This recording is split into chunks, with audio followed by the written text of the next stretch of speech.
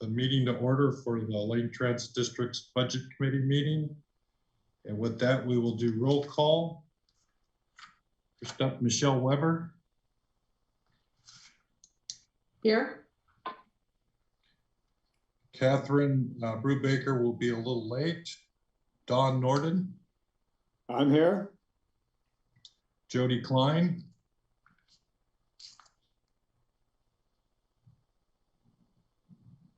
Okay. Jess Tarek Rozak. I apologize if I said your name wrong, Jess.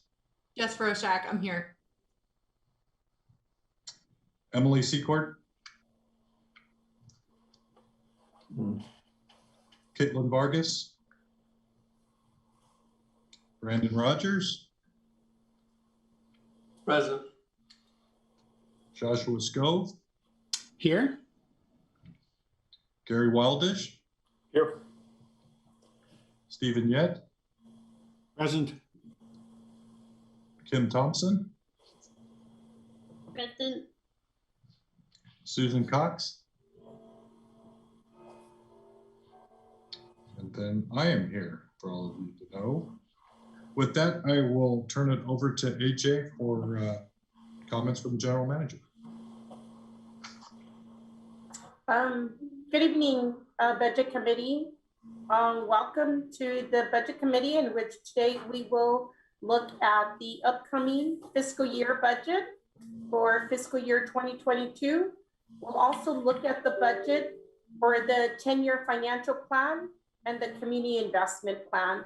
I definitely want to thank this committee for taking the time to review our material. We know it's a lot of documents to review. And thank you for those of you that were able to make the prep meeting. That's always really helpful for us to get your input and be able to engage with you so that we're all prepared for today's mountain of discussion, as Christina Chu has done a great job in putting this unpredictable situation budget together. Bill, thank you so much for stepping in. I do know that Catherine, who's the chair of this committee, will be joining us a few minutes late. I also want to inform you that our board president, Caitlin Vargas, had a conflict that she could not be here today. Also, Susan Cox, who's one of our new board members, has a conflict that she just could not get away from and could not be here today. So I know there's a lot to get done today, so I'm going to turn this over to Christina to begin her presentation. But before I do that, I do want to say, as you all know, this past fiscal year, we've been dealing with the pandemic. And the budget that we are presenting to you, as you will see, will entail a lot of analysis in an unstable world. But Christina has used historical data, both from LTD, State of Oregon, and Lane County, to really present you the most accurate budget that we could present under the circumstances. This is one of those unusual circumstances in which, as things change and we begin to open up and more people get vaccinated, there may be the need for us to come back to you in the fall to adjust this budget. So I just want to put that out there because I think that is top of mind for everybody right now about how could you develop a budget with such uncertain times. As a public agency, we're required to put a budget together, even if we know that things may change and as drastic as the recovery from a pandemic. But I am confident in today's presentation from Christina and really welcome your engagement when she completes her presentation today. So thank you for your time. Christina, I'll turn this over to you this evening. Oh, Christina, before you start, Yes. we have a public comment section first. So I'm going to turn that over to Camille to see if we have anybody that wants to have public comment before you start your presentation. Thank you, Bill, for reminding me. Sounds good.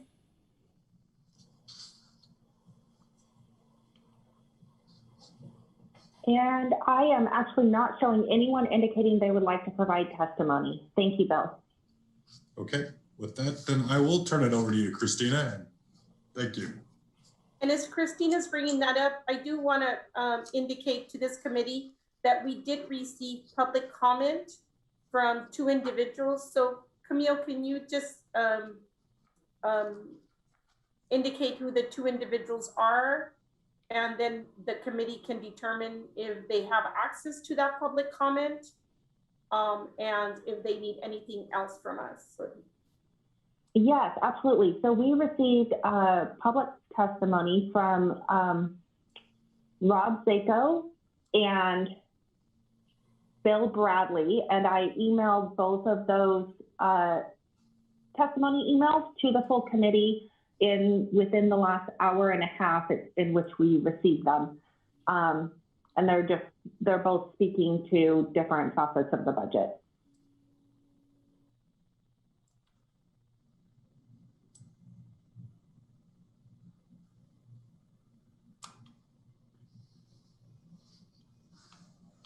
Should we note that Rob Zako was speaking on behalf of BEST and Bill Bradley was speaking on behalf of ATU? Just a question. That's perfect. Thank you, Stephen. Yep. Josh, do you have a question? Yeah, thank you. Thank you, Bill. Well, and I'll just note that it looked like in Rob's email that he was under the impression that there would be no opportunity for public comment. So maybe we should just clarify for people, if people are listening now, or if they pick up this recording later before our next budget committee meeting or future budget committee meetings, just to remind people that there will be opportunity for public comment. Thank you, Josh. Yes, at all of our budget committee meetings, there will always be an opportunity for public testimony. And the information on how to provide public testimony is provided in the meeting agenda and on our public meetings website. And I would just like to note really quickly that Emily Secord has arrived at 5:37. Thank you.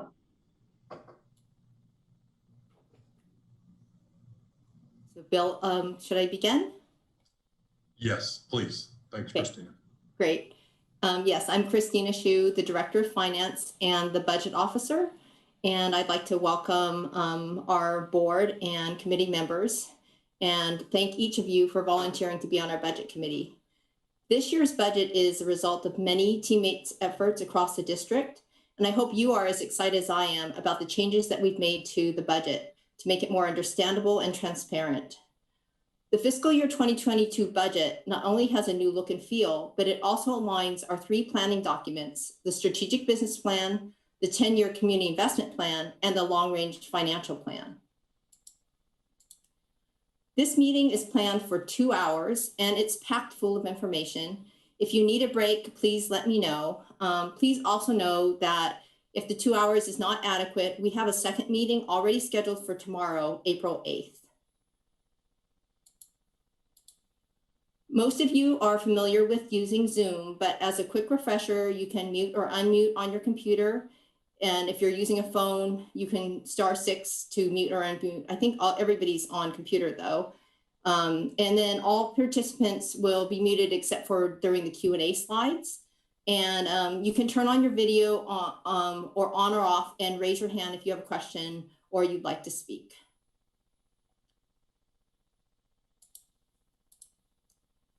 So we have a packed agenda today. I will take questions at the end of each segment, and there will be time for questions and discussion prior to requesting your approval on the fiscal year 2022 budget, the amended community investment plan, and the long-range financial plan.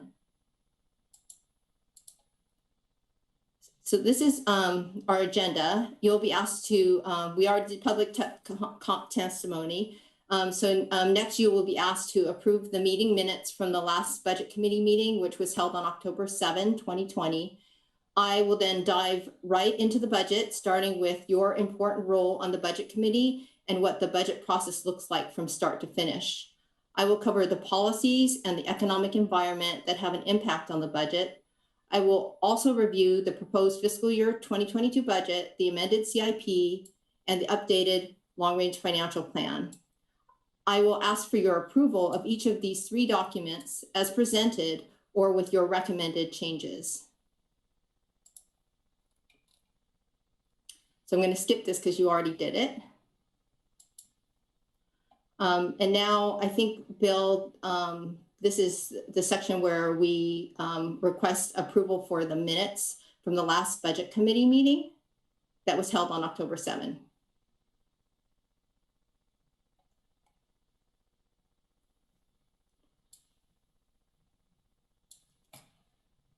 Sorry, I was trying to find my unmute button. I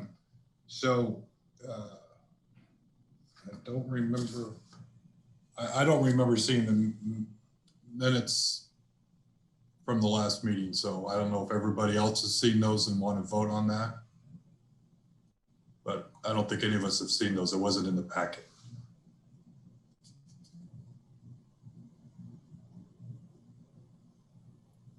Okay, so we can skip that for now and move on into the rest of the agenda, and we can go back to that later then.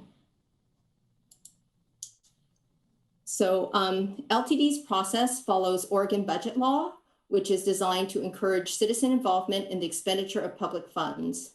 Your role is to ensure that LTD is spending the public's dollars responsibly. As your budget officer, my goal is to present a budget document to you that clearly lays out the fiscal programs and policies that impact the budget, and to clearly articulate our estimate of resources, expenditures, and other requirements that make our fiscal year 2022 budget, which starts July 1st, 2021 and ends June 30, 2022. The resources and expenditures in that budget must balance. This committee is responsible for three things. First, reviewing and understanding the fiscal year 2022 budget, which this year includes an updated community investment plan and long-range financial plan. Second, discussing and recommending revisions to the budget documents if needed. And third, approving the budget, CIP, and long-range financial plan and forwarding your recommendation to the board for adoption. Before diving into the budget, I would like to describe how the budget fits into the overall project planning cycle. Project ideas are gathered all year round from multiple sources, including the board, committees, the public, or our community partners. Those ideas are filtered before being included in the CIP through the lens of the strategic business plan and the long-range financial plan. Only projects that align with the mission, vision, and values in the strategic business plan are even considered for inclusion in the CIP. Projects that support our core function and which meet our mission, vision, and values are then prioritized. The strategic business plan is updated every 3 to 5 years, and that process is currently underway, but for the most part, our strategic focus is relatively consistent. The long-range financial plan forecasts out planned available resources which drive the timing of the projects within the CIP. The long-range financial plan and the CIP are updated annually to reflect shifts in available resources. Our team is continuously assessing our resources and adjusting our strategy to stretch grant opportunities for the maximum benefit of the community. In the next slide, I will show how this works in action. The community investment plan reflects the filtered projects. Projects with a symbiotic relationship are grouped to maximize execution efficiency. Group projects are then prioritized based on 7 criteria. Those 7 criteria are: number 1, how deferring a project would result in an unsafe condition or disruption to our service. Number 2, the feasibility of implementing the project as requested on time. Number 3, impacts to the ongoing operating budget. Number 4, impacts to ridership quality of service delivery and the benefits to the community. Number 5, economic contribution to the local economy. Number 6, environmental stewardship. And last, number 7, other benefits such as providing better transparency to the public or more efficient operations. Annually, we develop a draft budget. That budget looks at the forecasted resources and expected operating expenditures and required reserves in the next fiscal year. After covering our operating expenditures and reserve requirements, our second priority is budgeting for the general fund needs to cover community investment projects that are already underway or are fully funded by a grant, which are known as Tier 1 projects. We then budget for projects in the CIP planned in the current year that have grant funding in process but are not yet secured. These are called Tier 2 projects. We only include these projects in the budget if we have adequate resources to budget the grant match. Although budgeted for, we only incur spending on Tier 2 projects if the grant funding is secured. We include them to avoid year-round budget committee meetings whenever a grant is secured, and because the board approves all project contracts greater than $150,000, which ensures oversight for project spending. Tier 1 projects are project managed and included in the annual budget until completed. This table is a comprehensive view of our funding sources and how they are planned to be distributed throughout the next 5 fiscal years. The end of fiscal year 20 through the current fiscal year has been unusual on many fronts, but as it relates to federal funding, it is unusual because of a number of stimulus packages.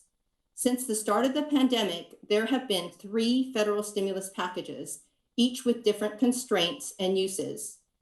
All 3 packages are distributed on a reimbursement basis only. In other words, the district must spend the money before being reimbursed, which means there will always be timing differences from expenditure to resource receipt. The other commonality among the 3 stimulus funding sources is that no match is required by the district. This is different from federal formula funds, which require the district to match 20%, or discretionary funds, which typically require matches from 20% to 50%. So starting at the top, we have the funding sources. The CARES Act was the first act introduced. It provides the district $25.6 million in grant funding.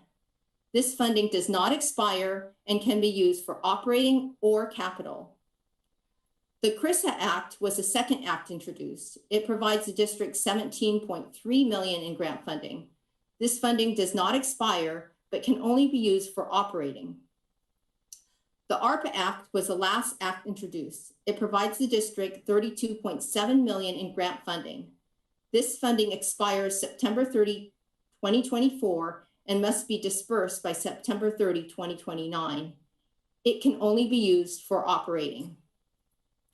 We also have federal formula dollars of approximately $8 million per year and have an application in for a discretionary grant of $4.4 million. The middle box here shows how we will use those federal dollars. The CARES Act is the least restrictive, and we plan to use these dollars for both capital and operating expenditures. The CRISA Act will be used to cover revenue losses and cost increases as a result of the pandemic. Both the CARES and CRISA Acts do not expire, which is a reflection of an understanding that the future is still very uncertain and that the structural damage from the pandemic may impact us for many years. We don't know the future outcome of our available resources, including how quickly ridership will return to pre-pandemic levels. We also don't know the impacts of the various variants or how comfortable people will be returning to their pre-pandemic activities. The ARPA Act expires, but not until 2024, which reflects an expectation that the support is likely needed for recovery until at least 2024. ARPA will be used to support the increased costs to operate and recover from the pandemic. The low-no discretionary grant will be used for the purchase of 5 electric buses to replace old hybrid diesel buses. Our federal formula dollars will be used for bus and facility preventative maintenance and capital projects. What I've laid out here is our plan based on the best information that we have available at this point. This plan will evolve and change as we learn more. For example, we will be doing a full assessment of our service in the fall of 2021. Information from that comprehensive analysis could change how our services are deployed in support of a fully recovered, vibrant, and thriving community. This means ensuring that the most overburdened in our community are able to easily get to work and school. As always, all updated plans will be brought back to the board to ensure that adjustments to our plan are board approved. You've sometimes heard us talk about the color of money. This bottom box is an illustration of this. Finance works with the Federal Transit Administration to ensure that the grants submitted align with the region's direction. Based on that administrative process, grant funding sources may shift.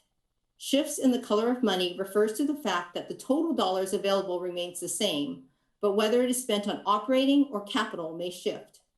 An example is the CARES Act. When we first received these dollars, we were concerned with the increased cost to operate in a health-first environment. We used the CARES Act dollars as a lifeline. When CRISA and ARPA were introduced, they could only be used for operating, so we shifted from using the CARES Act for operating to instead using the CRISA and ARPA Acts for operating and the CARES Act for capital. Grants are always dynamic. As we work through the administrative process, the color of money may shift from operations to capital or vice versa.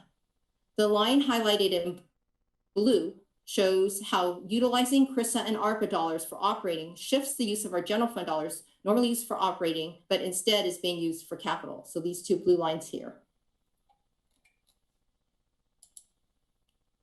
This is a visual summary of the composition of the $128 million of federal stimulus discretionary and formula dollars over fiscal years 2020 through 2025 that we just covered in detail on the previous slide. This chart shows how our federal funding dollars plan to be split between capital and operating. It is a 52%, 48% split between operating and capital. The split recognizes the importance of continuing our commitments to climate change, sustainability, and a safe transit system for our community, and balancing service level increases that can be sustained after federal stimulus dollars are exhausted. This is a visual of the budget process. It is an intensive process that starts in December and ideally ends in May. Public comment opened March 31st and stays open until the budget is adopted. There are 3 public comment options. First, in writing, second, at this budget committee meeting, and third, at the April and May board meetings. We are in the middle of the process with the green circle right here. The budget committee review and approval of the budget. Your approval and feedback will be brought to the April board meeting, where I will receive board direction on any changes needed prior to budget adoption at the May or June board meetings. Adoption of the budget appropriates or authorizes LTD to spend the funds approved in fiscal year 2022. The district's policies and contracts dictate certain aspects of the budget. Those policies and contracts are the fund balance and budgetary reserve policy, the salaried employees retirement plan funding policy, the ATU Local 757 pension funding policy, and the ATU Local 757 working and wage agreement. The fund balance and budgetary reserve policy is updated annually and was approved by the board in July 2020. This policy dictates the appropriation of a minimum of 2 months of unrestricted fund balance to reserves. These reserves may not be used without board approval. The reserve is intended to maintain ongoing operation of the district should adverse unanticipated events jeopardize continuation of transit services. The salaried employees retirement plan is a closed pension plan that covers non-represented employees that were hired at the district prior to January 1st, 2012. In July 2020, the board authorized a funding level in fiscal year 2022 of 16.9% of pay plus a flat contribution of $1.1 million, which is based on the actuarial valuation done by Milliman. The funding level plus the plan puts the plan on track to full funding by 2032. The ATU Local 757 pension funding policy is an open pension plan that covers non-public safety ATU employees. In July 2020, the Board of Directors authorized a funding level in fiscal year 2022 of $3.25 per hour plus a flat contribution of $2 million, which is based on the actuarial valuation also done by Milliman. The funding level puts the plan on track to full funding by 2040. Lastly, the ATU Local 757 working and wage agreement is the contract that dictates wages, working conditions, and other benefits for ATU employees. This agreement was ratified in February 2021. It includes a wage increase of 2% on July 1st, 2021, and another 1% on January 1st, 2022. This contract expires June 30, 2022. When I presented to you last year, there was a huge economic instability driven by the COVID-19 pandemic. We were projecting a severe economic decline, and we did hit 16% unemployment in April, levels which have not been seen since the Great Depression. While some of those jobs have been recovered, we are still nearly double the unemployment rate pre-pandemic. While we continue to live in highly uncertain times, the outlook for fiscal year 2022 is cautiously optimistic. We are conservatively expecting an economic recovery to 95% of pre-pandemic levels by the end of the fiscal year. The pace of recovery, of course, depends on 4 factors. First, the outcome of the race between the mutating virus and the vaccine rollout. Second, the pace that people return to their pre-pandemic activities. Third, federal policy stimuluses like the $3 trillion infrastructure plan currently in consideration. And fourth, the success of the Oregon 10-point economic recovery plan.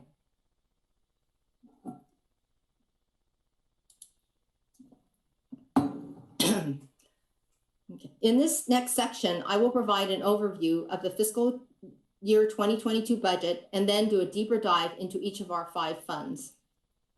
Each of the 5 funds has a specific purpose and is designed to provide better transparency and accountability for the monies received. Starting with the resources for all 5 funds combined. Our largest source of resources this year is from federal grants, from the 3 stimulus packages. These acts are known as CARES, CRISA, and ARPA. Their long names are included in the appendix of the budget. You can see this information on, if you want to look at the detail for this, it's on page 113 of the budget document.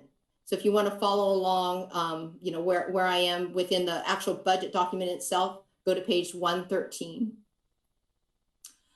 So the purpose of these acts is to provide support for the increased cost to operate in a pandemic environment, a decline in revenues from passenger fares and payroll taxes, and infrastructure investments that enable us to provide a safe, equitable, and reliable service during a health crisis. Payroll taxes, our second largest source of revenue, comprises 25% of our total revenue. This is compared to 40% in fiscal year 19, the last pre-pandemic year. Interfund transfers between funds have a neutral impact as a resource. You will see the same amount is included in the expenditures. Working capital restricted for grant match are funds that are not appropriated to be used this fiscal year. These funds are reserved as match for projects continuing past fiscal year 2022. Medicaid services will be covered when I review the Medicaid fund. Working capital restricted for reserves are funds that are not appropriated to be used this fiscal year. They represent reserves to align with the fund balance and budgetary reserve policy reviewed at the beginning of this presentation.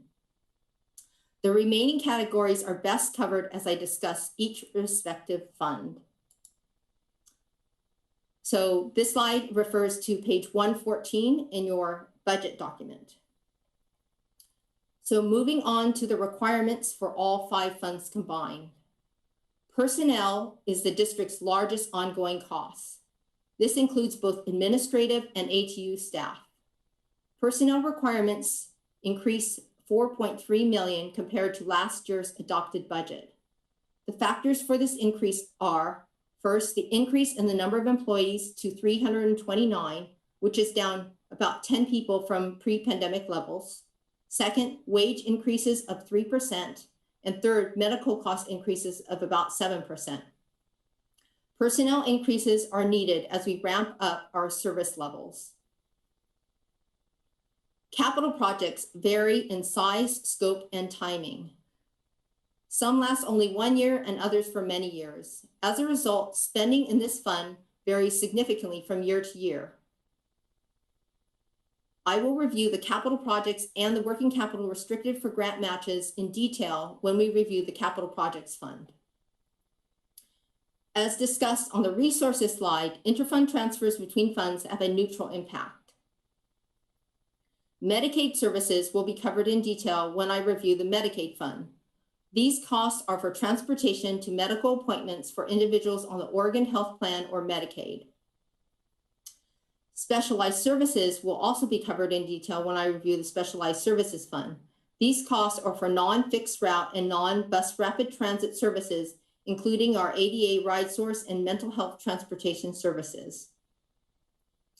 Materials and services cover a wide variety of supplies and outside expertise. Materials and services costs are up $300,000, primarily due to incremental COVID-19 anticipated expenses. Working capital restricted for reserves are to meet the policy requirements of a reserve fund balance that is restricted from being spent in the fiscal year 2022 fiscal year. Point-to-point will be covered in detail when I review the point-to-point fund. These costs are to operate the non-single occupancy vehicle transportation option programs. Lastly, insurance costs are for the non-personnel insurance premiums.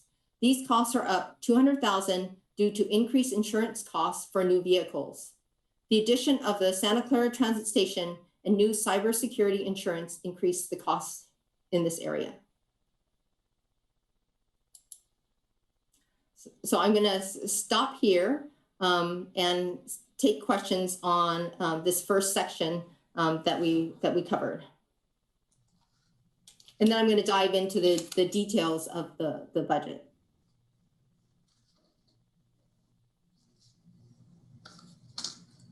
Go for it, Josh.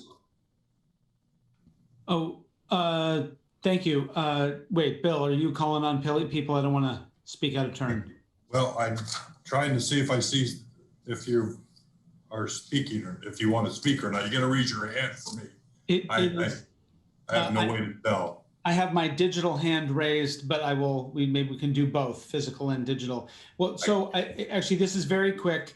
I really, as a budget committee member or as a board member, I will get, multiple bites of the apple here. And I really just want to encourage the citizen members of the budget committee to ask questions here. The only thing I really want to emphasize, though, as a framing piece, Christine, if you could return to your page 10, I think it is, for just a moment, where you really extremely clearly and really, really usefully went over. Yeah, and I don't know if you can enlarge a little bit just so it's legible, but everyone has this in their in the presentation packet as well. I guess I just want to encourage people to think of this as from a budget oversight perspective, maybe the most important view that we have here. We should talk about individual funds. People should ask questions wherever they have them, but I would really want all of us to be on the same page with this particular piece of information, because what Christina has done really, really well here is say, hey, we had a bunch of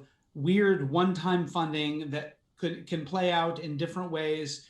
Some's more restricted, some is less restricted. And so this is, on one page, a way for us to digest at a very high level. I mean, a really high level, right? These are all in millions of dollars, how these resources will be spent. And I think this really signals the kind of urgent needs, but then also the opportunities that we have over the next half decade. So this is great, Christina. I really, really appreciate it. And I will sort of endeavor to maybe not commit all of this to memory, but certainly to understand the major pieces of strategy here. So thank you for this. And I encourage everyone to use it as a sort of a big picture frame for the budget. Great. And I will, Josh, go into even more detail as we get into the pieces that are each of the individual funds. All right. Looks like Jess has her hand up. And yes. I can't see the digital hands. I don't know how to do that. So Bill, as Caitlin's sidekick, usually I'm happy to be your sidekick here and call on people in the queue. That'd be great. Okay, Jess, go for it. Sure, Christina, just a clarification. I take it that none of the federal funds can be used as part of the operating reserve? Correct. It cannot be used for reserve. That is correct. Thanks. And then Emily, did you have your hand up before? do you want to go before Gary? No, I'm good. Thank you. Okay, Gary, go for it. Yeah, Josh, I really appreciate your comment. That page is kind of the visit to Las Vegas. The future is so hard to determine. And I guess the thing that I would ask is, from the staff's level at least, is are those figures, are they going to work? Because we really don't know what we've got coming. And we're doing a lot of guessing. And I think we've done really, really well. And but boy, I'll tell you, what goes on in Washington, D.C. has a huge impact on us. Absolutely. And we are doing we feel comfortable with what we have presented, with the best information that we have today. And we always adjust as needed and make sure that we stay within the budget and the resources that are provided to us. We have not ever not met that goal. Thank you, Christina. Emily.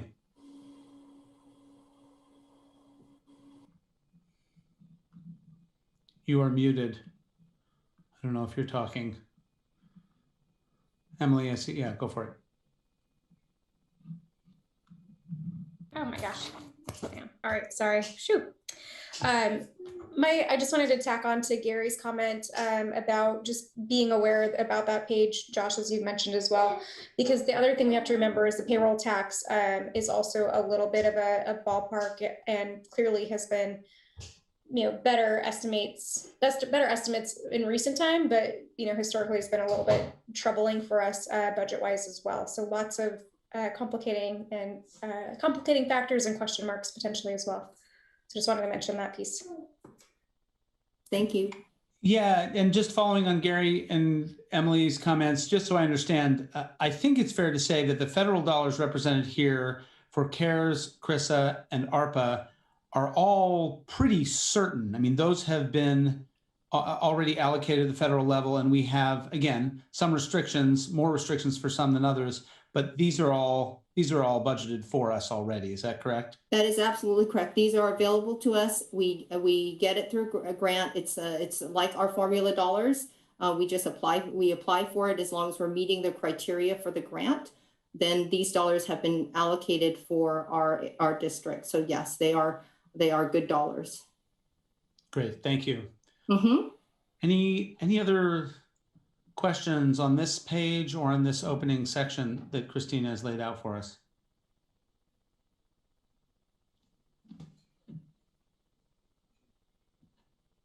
All right. All right. Thank you. Let's move back to where I think we were. Okay, so moving into our general fund.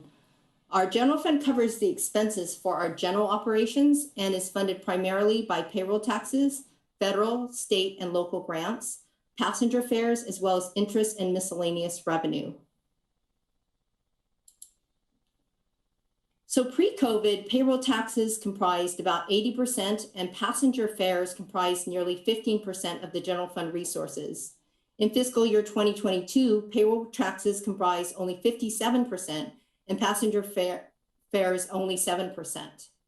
This shortage is being covered by federal assistance from the 3 stimulus bills passed in the last year, CARES, CRISA, and ARPA.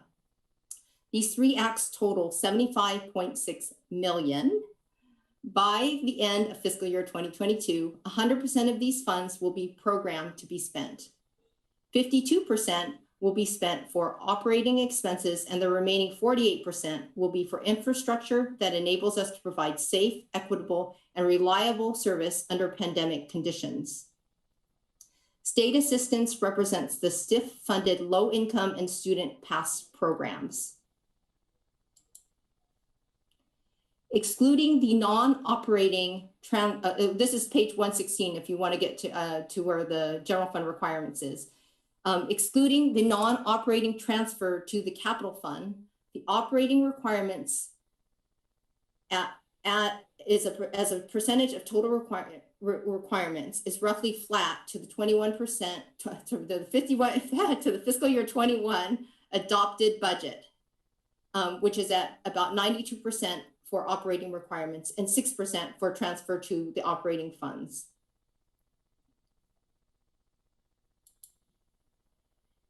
At 12.4 million, the general fund match transferred to the capital fund is up 7 million. 5 million of this transfer is to pay for the Franklin Boulevard Improvement Project. 4 million is for revenue vehicles. 1.1 million is for planning studies, and 900,000 is for computer hardware and software. The transfer to the Specialized Services Fund at 3.7 million is up 795,000. This increase is due to ridership increases and pandemic operating cost increases. The Medicaid fund transfer is flat to the prior year budget. The point-to-point fund transfer is lower than the prior year as programs are transitioned to other agencies or will be discontinued.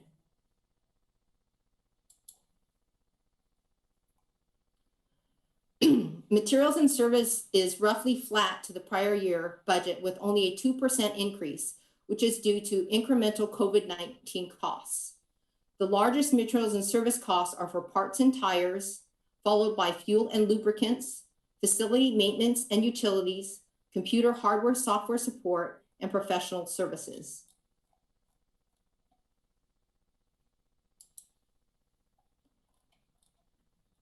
Okay, when the blue and green bars align, or the blue bar is taller than the green bar, our operating resources are covering our operating requirements. When the two do not align, grant dollars are used to cover the gap. So looking at the second set of bars, in fiscal year 20, because of the pandemic, our priorities changed from increasing ridership to providing a safe transit service for the community. We suspended fares, moved to rear door boardings, and focused on our ability to provide essential trips. We also cut back our expenses in anticipation of a shortage of payroll tax and fare revenues. Fortunately, because of a very strong first 9 months of fiscal year 20, we ended fiscal year 20 only slightly lower in operating resources than in fiscal year 19. The 4.2 million in grant funding was for a pre-COVID-19 grant for preventative maintenance, and 3.8 million was for COVID-19 increased costs to operate. Looking at this third set of bars, the fiscal year 21 adopted budget reflects a multi-peak worst case scenario model, which fortunately has not come to pass. We will end the year needing less grant funding for operating than originally anticipated, and we will be able to cover our operating requirements and the capital fund transfer with our operating dollars. So this far right bar here, the district has been closely monitoring ridership and incrementally adding back service safely, equitably, and sustainably. The fiscal year 2022 increase in budget requirements reflects both the increase in service and the increased cost to operate service under pandemic conditions. The fiscal year 2022 budget also reflects a partial recovery of our operating dollars, with any shortages being covered by CARES, CRISA, or ARPA. The orange bars reflect transfers for grant match for capital projects. Transfers for grant match vary based on project and project timing, which can be adjusted to fit available resources. This is the high-level structure of our organization. We are a lean and relatively flat organization. Most teams have at most 2 layers. This structure is designed to be efficient and increase employee influence on decision-making. So capital fund is on pages 121 through 124 of the budget document, if you want to look at, turn to that. So the capital projects fund houses projects that benefit our community. Actually, Christina, sorry, before you move into the next section, I see Stephen has a question. Maybe we can grab this quick one along the way. Stephen? Okay. Thanks, Josh. Christina, this is superb, and thank you. I have a small question, almost a rounding error for the current fiscal year budget, but I see that we're projecting $0 for advertising revenue. And then on page 37 of the budget, I noticed it's consistent, a big fat goose egg for several years. So over time, we're talking some money, $1 million, $2 million. I'm wondering why we think we're going to be generating 0 in the advertising when historically we have generated some money there. So I can answer that. So the basically, because of COVID-19, there were changes in the structure of the contract for our advertising, and that change in structure resulted in it being more costly to actually manage the contract than the revenue that it was generating. So being conservative in the way I budget, but also in the long range financial plan, I projected it out to be zero for now. It's not a huge amount of money, but until there's more certainty on what we would be doing, I didn't want to make assumptions on additional dollars coming in. Thank you. Appreciate that. Mm-hmm. No problem. All right, page. Oh, wait, Gary's got a question now. Sorry. Go for it, Gary. Yeah, I'm sorry. In that section, you talked about the grants. And before we talked about, having matching funds, and matching funds is like 33%, what we're anticipating. The question I have is that the grants, is the competition harder today? Is there more competition on grants than there was, 3 years ago, 5 years ago? Is it harder to get? No, it's not that. What it is in the current budget, there's the Franklin Boulevard Transformation Project, which I'll be talking a little bit about. And so as I usually am on the conservative side, for now, even though we have a grant that is in the application process, the assumption there is that, a big part of that would be general fund. But by the time we finish that grant, my assumption is that our funding will be closer to 80% grant funding and 20% general funding. So I usually I'm just more careful. Okay.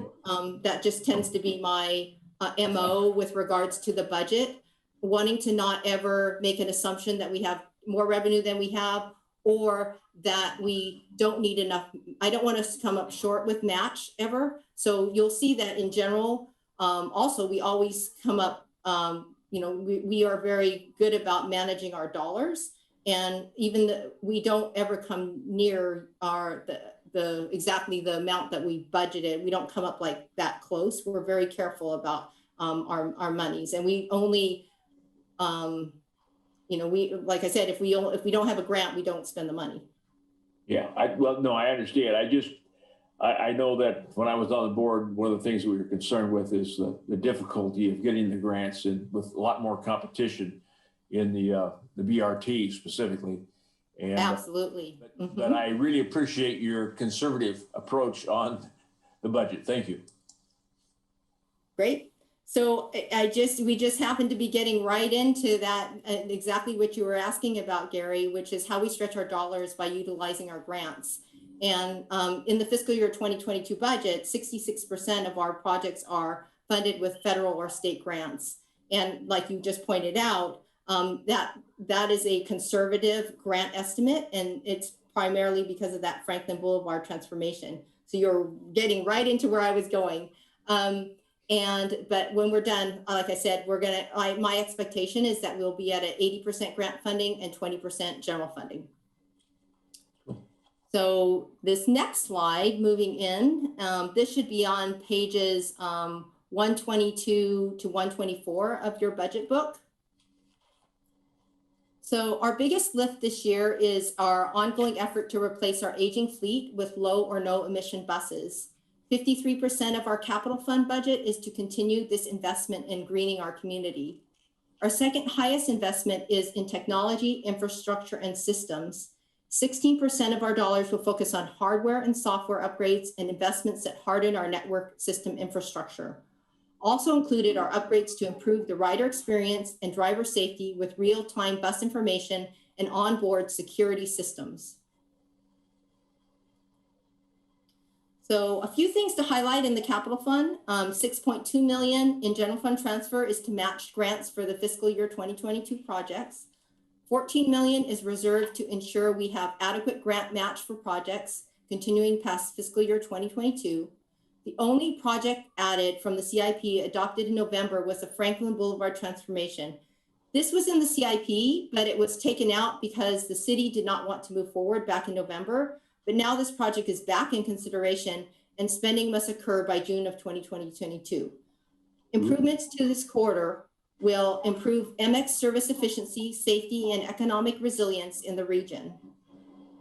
And no projects were removed, but the MX electronic sign management system project was expanded and renamed to be the real-time sign hardware, software, and data management project, which addresses not just the MX signs, but includes trip planner services as well. Now, 70% of our projects are to keep our existing assets maintained, safe, and operational. I have listed the largest projects focused on maintaining our system in a state of good repair. 19.8 million is for fixed route vehicle replacement. It is our largest investment this year. This important investment is necessary both to meet the district's climate action policy of becoming 100% fossil fuel free by 2035 and to address our aging bus fleet, as more than 40% of our buses have met or exceeded their useful life. 2.8 million is for technology and infrastructure upgrades. These upgrades are critical to keep the district running effectively and efficiently. Functioning technology has become even more critical in the pandemic environment, as technology failures are more costly to the district and system connectivity is especially needed during health, political, environmental, or other crises. 1.5 million is for paratransit replacement vehicles. This investment is critical as the useful lives of these vehicles is about 5 years, and currently the district does not have any spares. Vehicle failures mean a reduction in service levels. 29% of our projects are future focused, improving the rider experience by making our system safer, more efficient, comfortable, and connected. Some large projects this year in the improvement area are the 5 million for the Franklin Boulevard Transformation Project and 1.3 million for strategic planning studies. 1.2 million in system security improvements, including the real-time sign hardware, software, and data management, and 700,000 in touch pass validators that upgrade our TVMs, ticket vending machines, along the frequent transit network to allow use of our touchless fare collection system. This upgrade makes it safer for our community, especially in a pandemic environment. It also provides valuable information to improve our transit system. All right, questions on the capital fund? Jess, and then Gary. Thank you. I had a question. I remembered seeing somewhere in the budget, I'm not seeing it on page 123, there was a plan, maybe it's not in this year, for a non-fleet replacement of vehicles. Is that this year? I'm not looking. So we have a plan for, you said non-fixed route replacement vehicles? Is that what you're talking about? Non-fleet, it was vehicles that are related to like transporting employees around town and things like that. Oh, okay, yeah. So in this budget, there is $260,000 in fiscal year 2022 for non-fixed route vehicles. And those are for our, there's a description in the capital plan of those vehicles. And they are for the supervisors that need to, and our public safety, because the vehicles that we currently have are aging out, and also we don't have a lot of them for those the number of supervisors and public safety officers that we have. How many vehicles would that be? That would be, I think I don't remember. For some reason,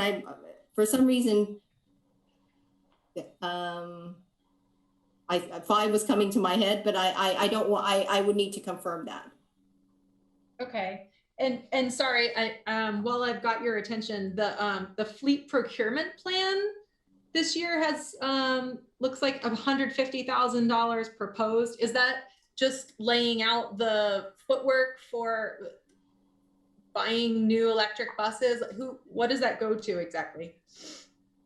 So that is also described in the CIP, and it is the plan to make sure that we are responsible about how we replace our vehicles, both from a sustainability standpoint as well as a replacement state of good repair standpoint. And I think Mark might have other comments of what else that fleet replacement plan does.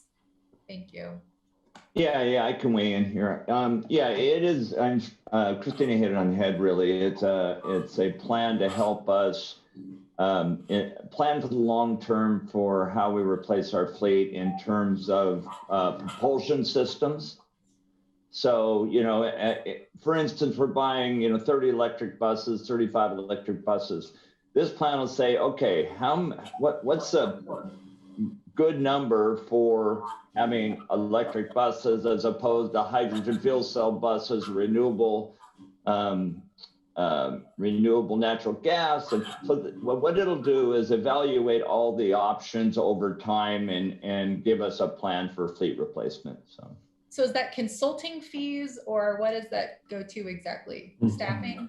Yeah, no, yeah, it is. Yeah, they're consultants. So consultants will come in and work with staff to provide the plan. Thanks so much. All right, thank you. Good questions, Jess. Gary? Yeah, the Franklin transformation plan. Now, is that where we're trying to put 2 lanes down Franklin Boulevard? We were kind of talking about that for the Olympics and whatnot, the Olympic trials. Is that what that is, that $5 million? That is correct, Gary. That is the 2 lanes on Franklin corridor to provide for capacity.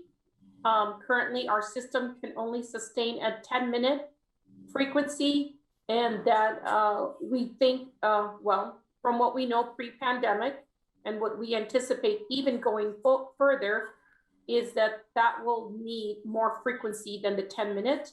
So that is a bottleneck in our BRT system that needs to be corrected. Okay, thank you. That's. I just want to be sure that's what it was. Thank you.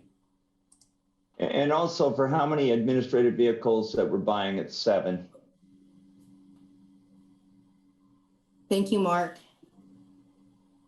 Just a quick comment to follow up what AJ was saying in response to Gary's question.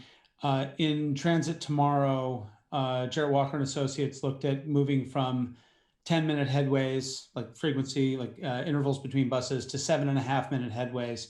And as AJ was saying, that would not be possible with the current configuration of Franklin. So given what a high volume segment of the system that is, you can understand why we might want more lanes there. Any other questions on the capital fund? Yeah, Jess.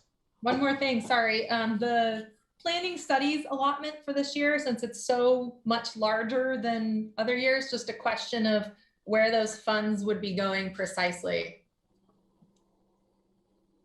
So I'd like to send you to a page in the budget doc, in the CIP, because that lists all the projects. And so I believe, let's see if I can find it here, where it is in the document. Hold on, let me look. I think it might be. Let me buy Christina some time while she's looking for that. I'm looking for it. No, take your time. I just wanted to follow up a little bit on Mark's and AJ's answer and Christina's answers to Jess's question about the fleet study. The decarbonization goals that we have for our fleet are really ambitious. And, as Mark pointed out, we're buying electric buses now, but there are other technology options out there. And this is a fast changing space. And so we're getting help from a consultant to take a look at that. But I just want to be really clear. I think part of that context is making sure that we can actually get buses that do certain things, right? That, like, if it's for electric buses, do they have the range that they need to have, as well as how they help us reduce greenhouse gas emissions. So we'll be talking about that more at the board level and in the sustainability committee. So Josh, thanks for buying me some time. It's on page 58 of your budget booklet, and under planning studies. And that list, it's quite comprehensive. So it was a lot for to talk through. It might be easier to just look at it.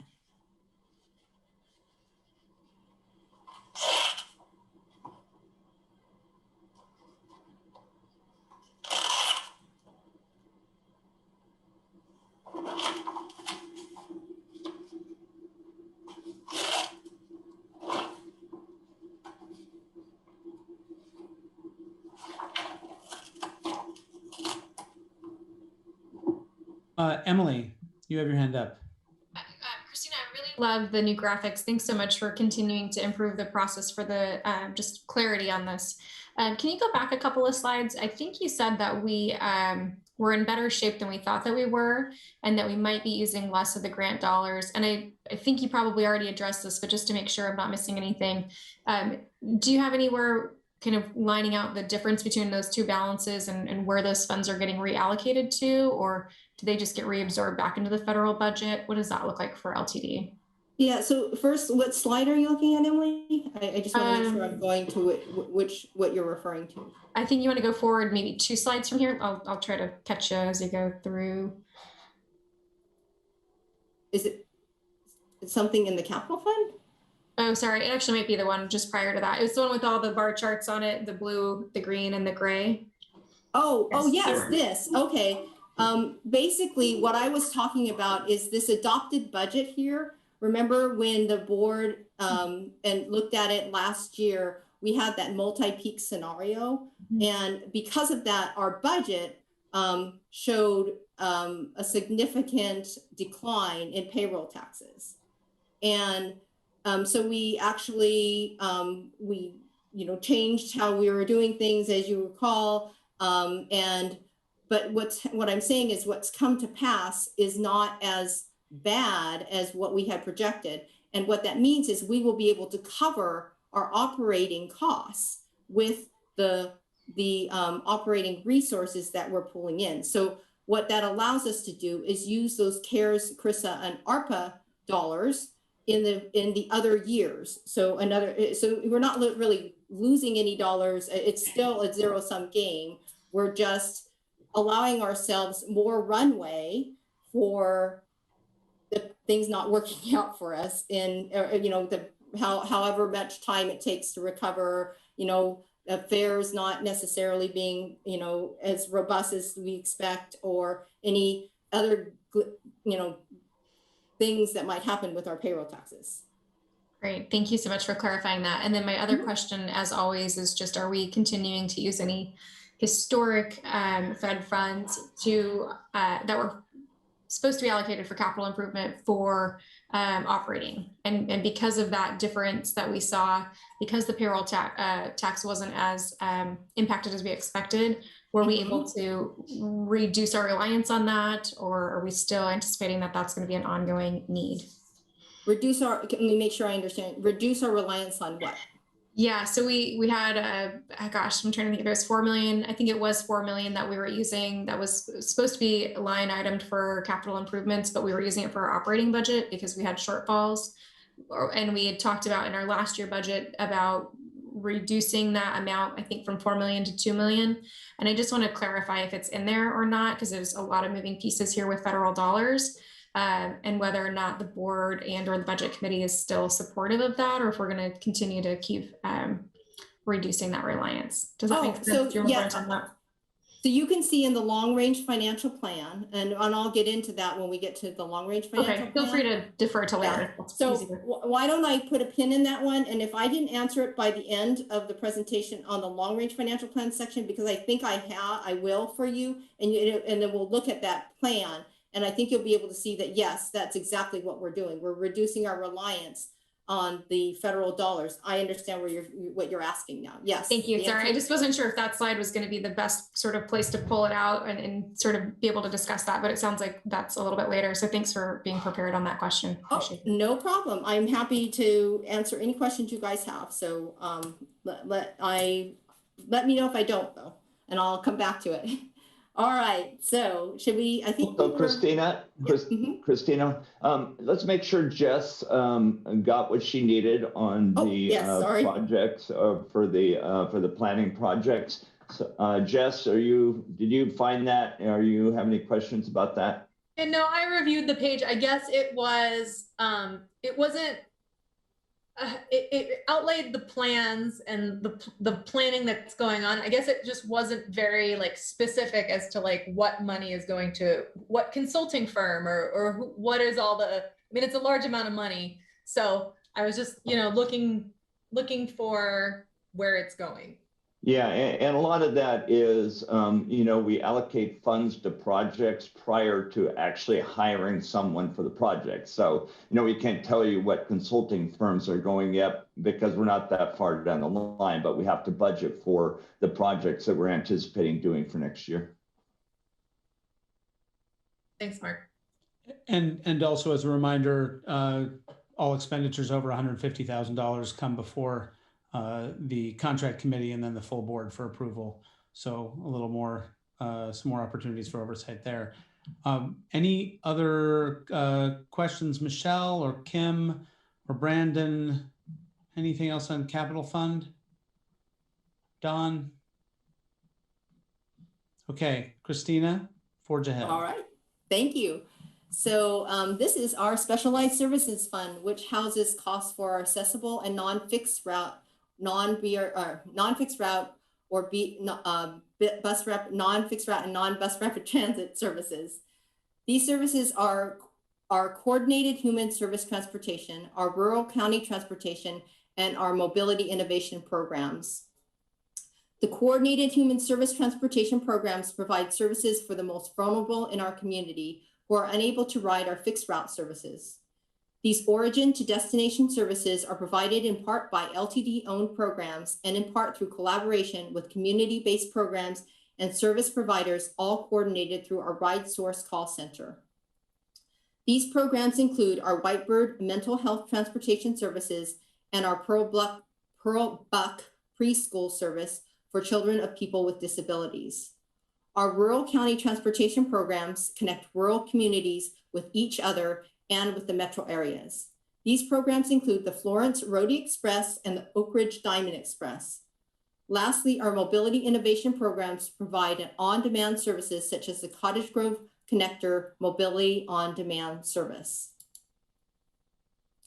So if you want to turn to page 116 in your budget book, this is where the specialized services is covered. Specialized services are funded by state and federal grants, our general fund, local assistance, and fares. State funding comprises 32% of specialized service funds. The primary sources of state assistance are through the Special Transportation Fund, which is also known as STF, which funds programs for seniors and people with disabilities, and the statewide transportation improvement funds, also known as STIF. These funds are for programs that expand or improve public transportation or improve access for low-income persons and students. Our low-income and student programs are housed in the general fund, but our expansion and improvement programs are housed in the Specialized Services Fund. Transfers from the general fund cover the shortfall in the cost to run these lifeline programs. This transfer has increased by $795,000 due to increased trips as a result of COVID-19 distancing requirements and for newly established trips by individuals who receive their services through Mentor Oregon or full access brokerage. Federal assistance comprises 31% of funding and is through a Section 5310 program that provides funding for programs that expand mobility transportation options for seniors and individuals with disabilities. Local assistance is provided by our in and out of district partners, Pearl Buck, LCOG, South Lane Wheels, the City of Florence, and the City of Oak Ridge. A small portion of the funding for these programs is from fares, as these services focus on increasing accessibility and community connectivity rather than cost recovery. So the specialized service requirements is on page 117 of your booklet. The majority of our services are provided in the Eugene Springfield service area.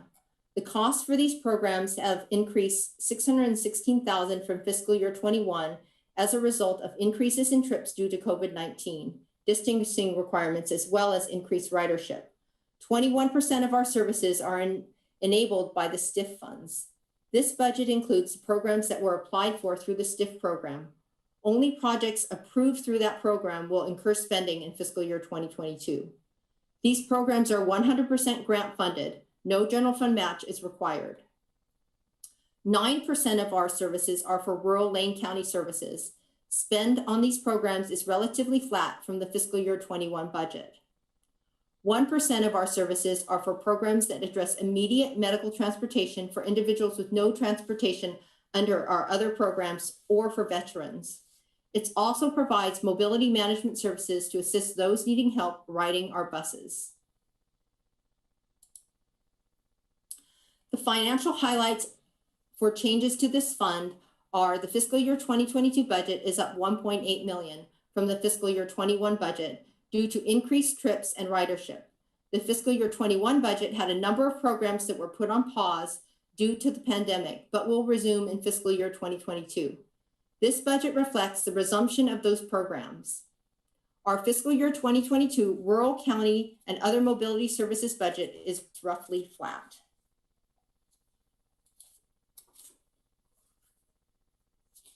And now I have open for questions on the Specialized Services Fund. And I'm looking for hands.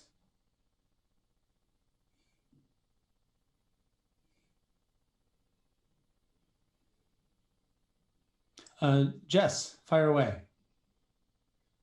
Is LTD then partnering with the city on the bike share program that I see the enhancement listed?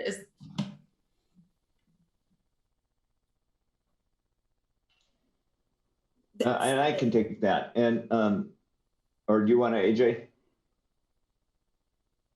Yes. So through our STIF funds, LTD, those are statewide dollars. LTD is actually the qualified entity that is able to pass dollars on to other agencies. And the city of Eugene was one of the partners that did apply and was awarded dollar. I don't know if the word is awarded yet. I think we're budgeting for them. I think the official notification from ODOT has not been sent yet, but what I can say is that our board of directors did approve the allocation, so we do budget for that accordingly. So LTD is transferring the $417,000 to the city to then manage the bike program.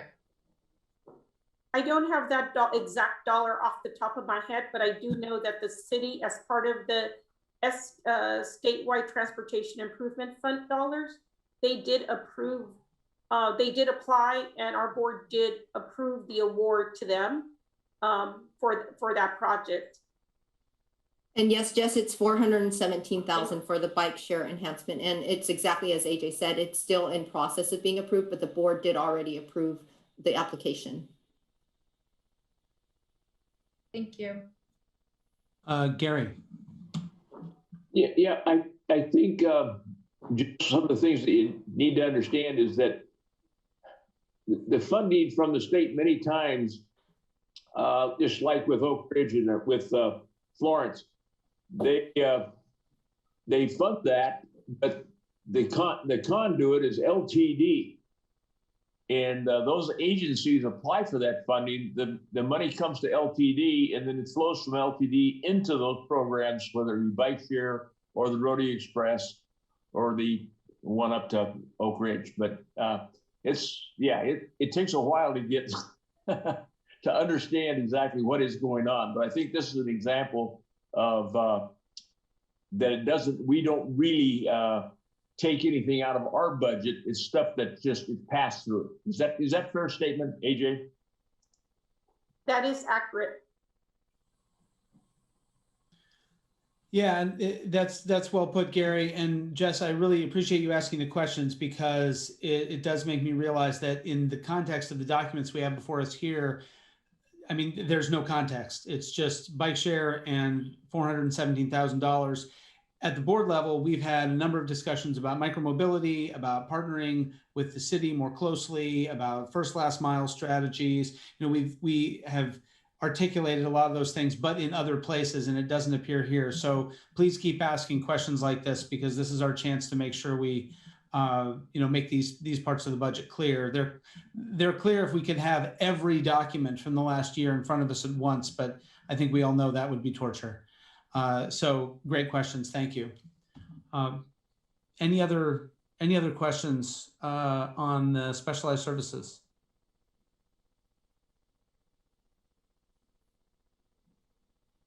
You have no takers, Josh. That's what it looks like. All right, Christine. All right, moving on to our point-to-point fund, which is on page 120 of your budget book. Our point-to-point fund houses programs that encourage the use of alternatives to driving alone. Point-to-point programs are funded primarily with federal highway transportation grants allocated to us by the Metropolitan Planning Organization. The transfer from the general fund provides match for these grants, as well as for the non-grant funded van pool program. Point-to-point programs are in a state of transition. Some programs are being transitioned to other agencies to better meet their program goals, and other programs are being discontinued. The Safe Routes to School program is one of the programs being transitioned to LCOG as they are better able to meet the program goals. LTD serves, just like we talked about, as a pass-through of funds for this program, which means that we are the current recipient and manager of the grant, but LCOG incurs the expenditures and we reimburse them. Point-to-point administrative is the second largest cost. As programs are being transitioned out, this cost is down from last year's budget. Other projects, such as the employer transportation program that support the use of alternative modes of transportation over the single occupancy vehicle, comprise 21%. Van pool is 18% of the budgeted expenditures. Van pool provides van subsidies for groups of people who travel long distances to get to work. Point-to-point fund requirements are down $500,000 or 41% from the prior year budget, which reflects the changes I just discussed to discontinue some programs like the BCC and transition out the program management of other programs. Program transition will occur as the grants expire, at which point the agency that takes over the program will apply for a new grant and LTD will transition out of managing that program. Questions on the point-to-point fund? All right, yeah, questions, anybody?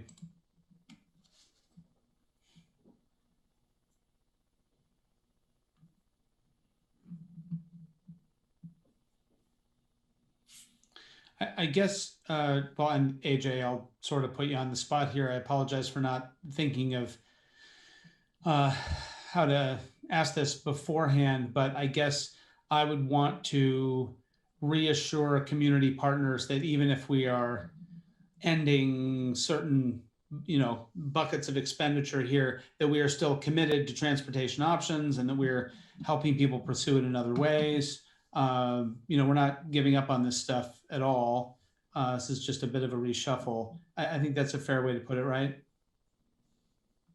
That is fairly accurate.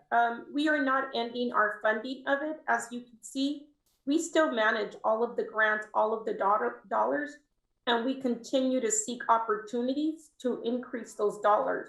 So we're very much still involved in ensuring the funding of it comes to our region. What we are doing is we're partnered with an agency that at this moment in time can produce that in a better way than we could at this time. As we go forward and we learn more about what the future transportation options needs will be, we may be bringing it back for a different model. But the nice thing is we have strong relationships with our partners, and we were able to make that transition quickly during the pandemic. And we are recommending here as part of this budget that we continue that path until we have something different. So we're still very much engaged and find a lot of value in continuing that partnership. That's very helpful. Thank you. Other questions?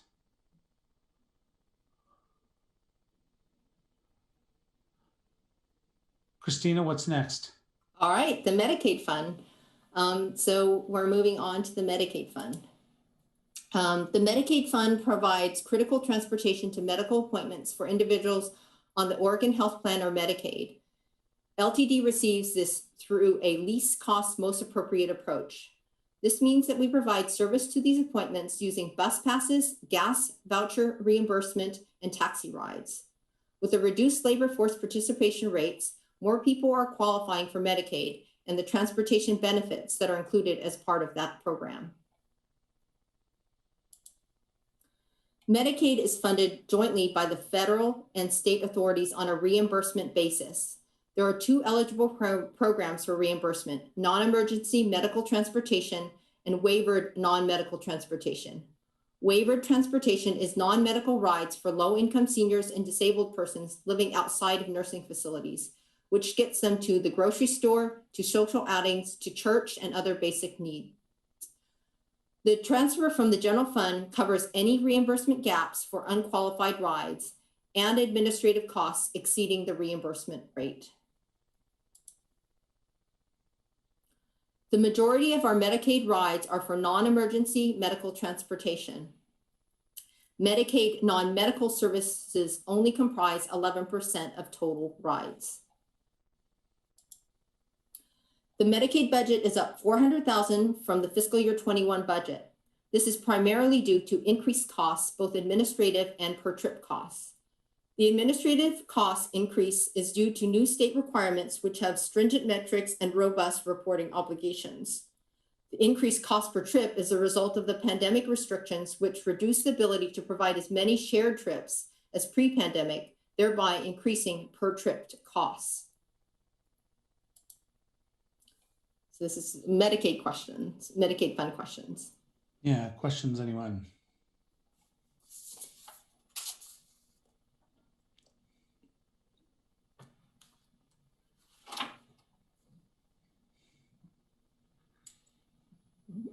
Okay, I'm gonna move on to the next slide then. Right. Is that okay? Yeah, go for it. Okay, awesome. So I'm now taking you back to the beginning where we're combining all funds. Let's see here. Okay, so this slide is a consolidation of all funds and represents the fiscal year 2022 budget appropriations that I will be requesting this budget committee's approval on. We are requesting a fiscal year 2022 appropriation of $133.6 million and a reserve that is not appropriated of $24 million.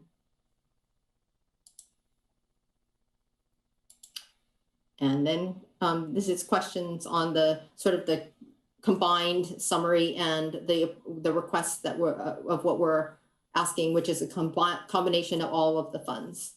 Actually, Christina, just while we wait for questions and maybe to spark some new ones, could you flip it back to the previous slide just because that's a helpful summary? Yeah. I mean, I know we all have this in our packet, but just so this is in front.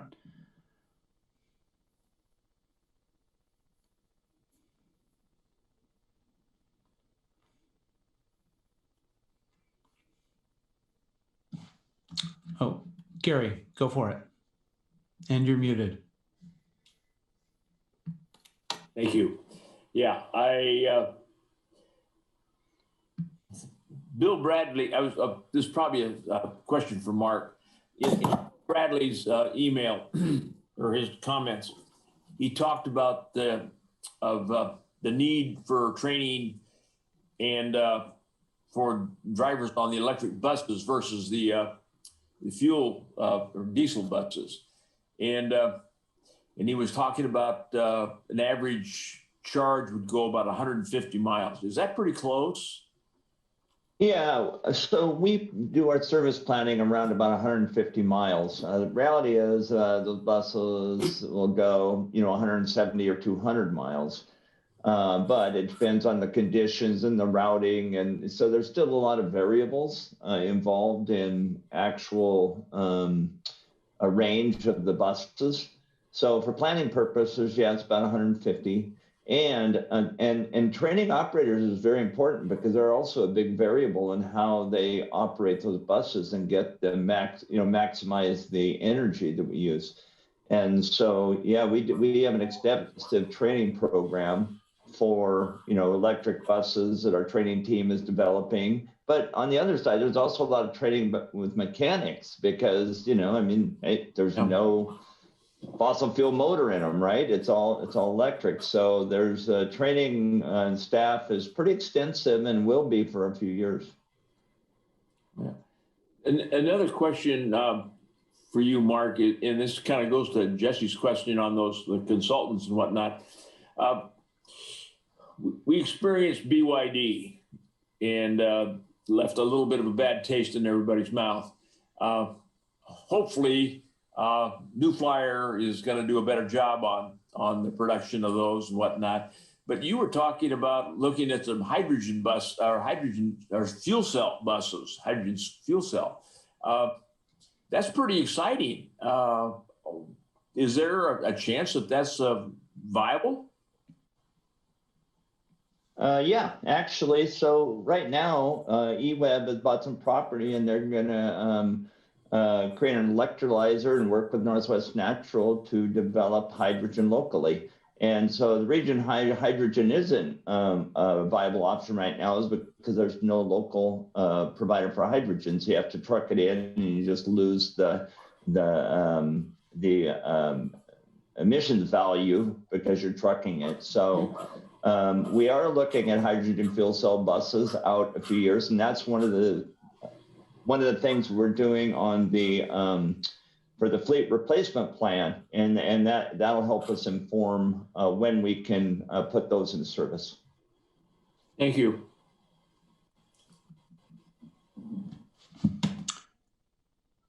Other questions on this big picture? I'll put myself in the queue for the very end, but any other questions? Oh, Don, please. Well, I'm just following up on what Gary's question was, right, and how Mark answered. We were needing to replace a lot of those specialized service vehicles, the Eldorado types over there at Right Source.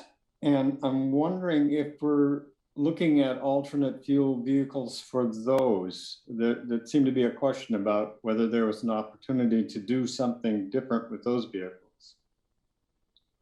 Yeah, and we actually are, and trying to figure out, what's the best kind of stopgap until the mid-sized vehicles are kind of hard because most of the propulsion systems are conversions. They don't come out of the factory ready to go. And so we are looking at that, looking at our best options to get us from now until they actually really start producing them on the line. So.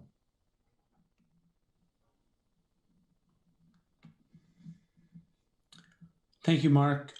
Don, other questions there? You were on mute. Okay, put it down. There we go. Yeah, any other questions for Christina on the big picture here or any individual fund?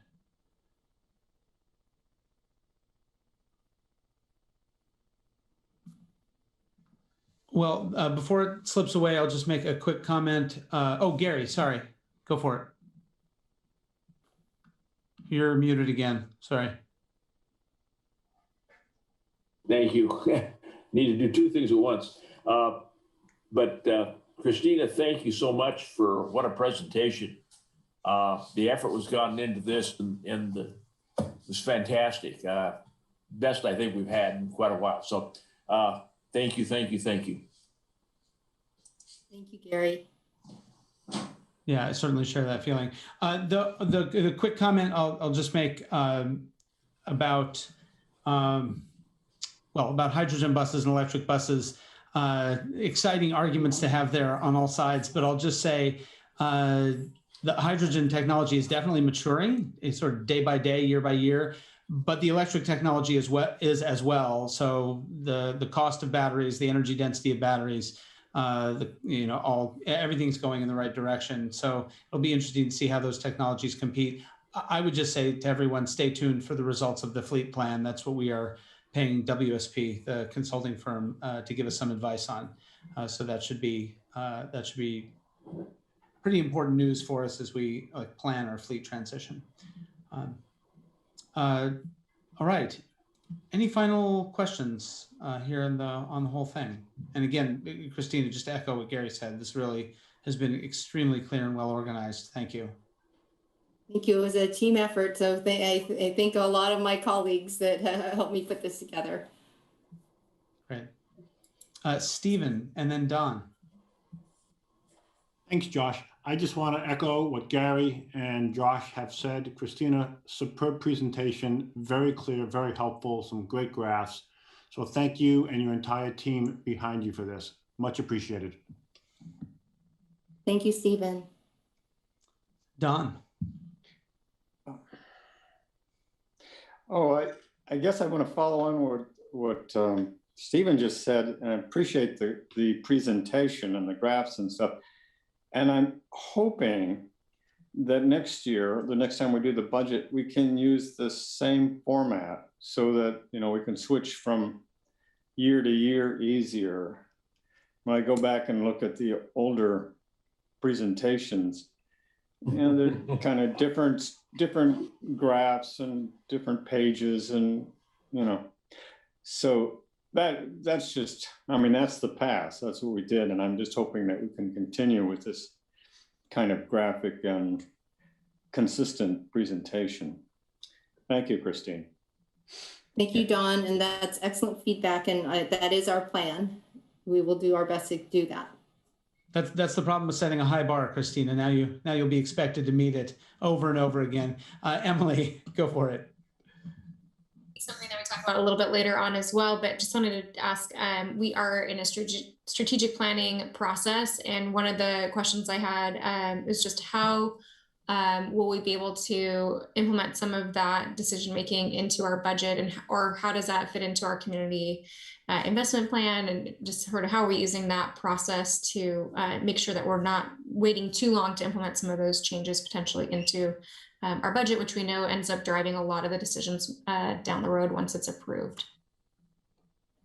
Yeah, so a lot of the decisions that we're putting into the budget have already, you know, they do incorporate a lot of our strategic business plan because our strategy stays relatively consistent. So therefore, the reflection of things in our CIP, all of those things reflect a lot of the things that we are already talking about. So it's not something that's significantly changing. So I believe we've incorporated all the discussions that we've been having and paid attention to any changes. But the document itself and the budget itself reflects the values, you know, that we have in our strategic business plan today, as well as the future. So I mean, we'll always be revisiting this, just like AJ mentioned, though, and bring it back to the board if there's something that needs to be adjusted. And Christina, I think in the beginning of the presentation, Emily may not have joined. I think you did cover that in the beginning, but I think you inserted a graph to make sure that that was understood. So maybe we can just show that graph. Sure, I can go back to that. Yeah, AJ, I appreciate you bringing that up. I think the graph describes the potential role, but since we haven't really been through that strategic planning process at the board level, it doesn't really say anything about the content because we don't have that content yet. I mean, we have articulated some policy directions on climate, on micromobility. You know, we see some of that here, but as Christina pointed out, that bottom piece, the strategic business plan, updated every 3 to 5 years, that is still aspirational at this point. I think we just have to acknowledge. Don, you have your hand up.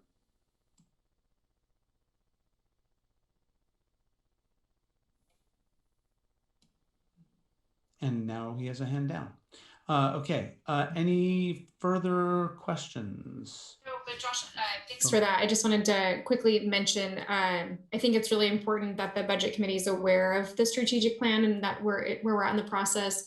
mostly because as we move forward, and Josh, you and I have talked about this as part of the contract committee historically, and now you're no longer on that committee. So it's really important that as we're just seeing all of these different moving pieces with the grants that we're anticipating, and still understanding that there's some question marks, gray area with payroll, and maybe some new developments or overhauls with the strategic business plan process. I'm not seeing any major overhauls. So Christina, I appreciated your point about all of the community investment plan. Long range planning is still within the values and the anticipated projects. So I appreciate that, but still I think there's a word of caution always that the budget is not the deciding factor, but sort of the strategic business plan will be able to play that bigger role in that. Absolutely. Yeah, that's really well put. Jess, yeah. Yeah. So AJ, I guess this one's for you. I guess it was last year or the year before. I remember you saying, how looking at ridership and the district sort of increased expenses over the next 10, 15 years, how the two were sort of incompatible in that we were sort of on a collision course for unsustainability in a fiscal sense. And so I was wondering, like, do you see the federal money being, do you see it differently now, or are we still looking in the future and potentially having problems in 10 years? One of the challenges that we had when we were having that conversation several years ago was that we were not doing the level of analysis that has been done in this long-range financial plan. We were making assumptions without all the key factors being considered. So when you look at the fact that you have a lot of missing information, we were concerned that we were not taking a realistic view at a 10-year financial plan. And given that, we could be spending dollars that we were not even aware of. So we have taken about 3 years worth of research analysis, Christina refining this over a 3-year period. And today what she's done is she's been able to present, as part of today's presentation, a long-range financial plan that is in your budget document that really does a really in-depth analysis. And the way it's presented in your budget document is you get some graphs, you get some text, and then you get some tables so that you're able to really look at the level of complex analysis that has been done to develop a 10-year sustainable vision. I do want to address the fact that the relief dollars from the federal government are in this budget process, provide us an opportunity to kind of leapfrog, right? Not to be digging ourselves out of a hole.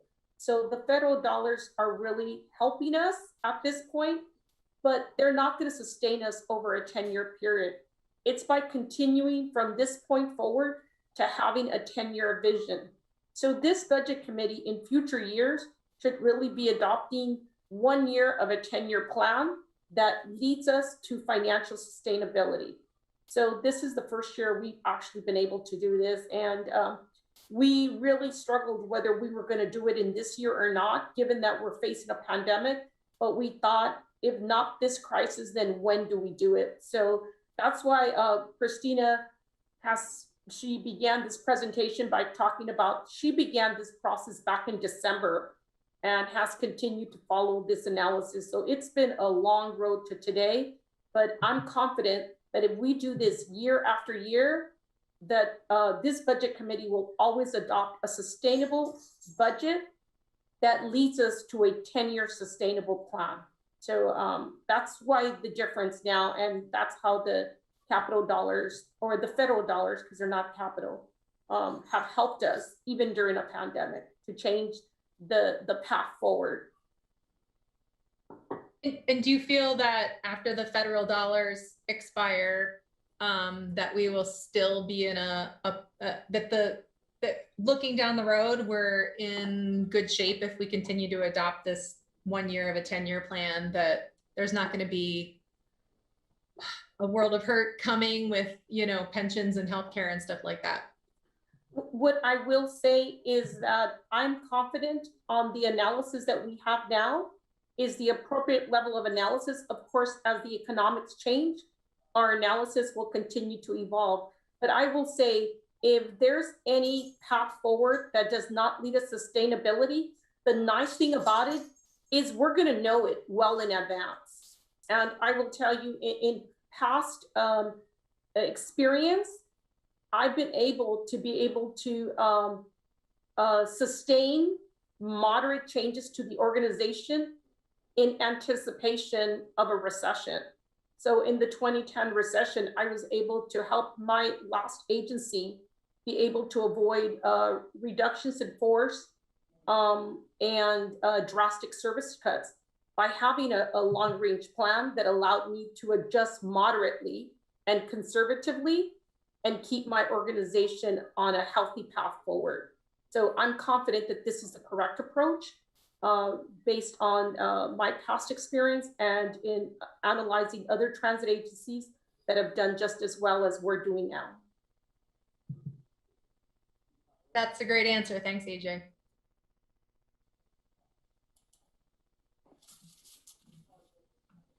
And for more on that, I would say everyone stay tuned to the for the strategic planning process that we're embarking on more and more.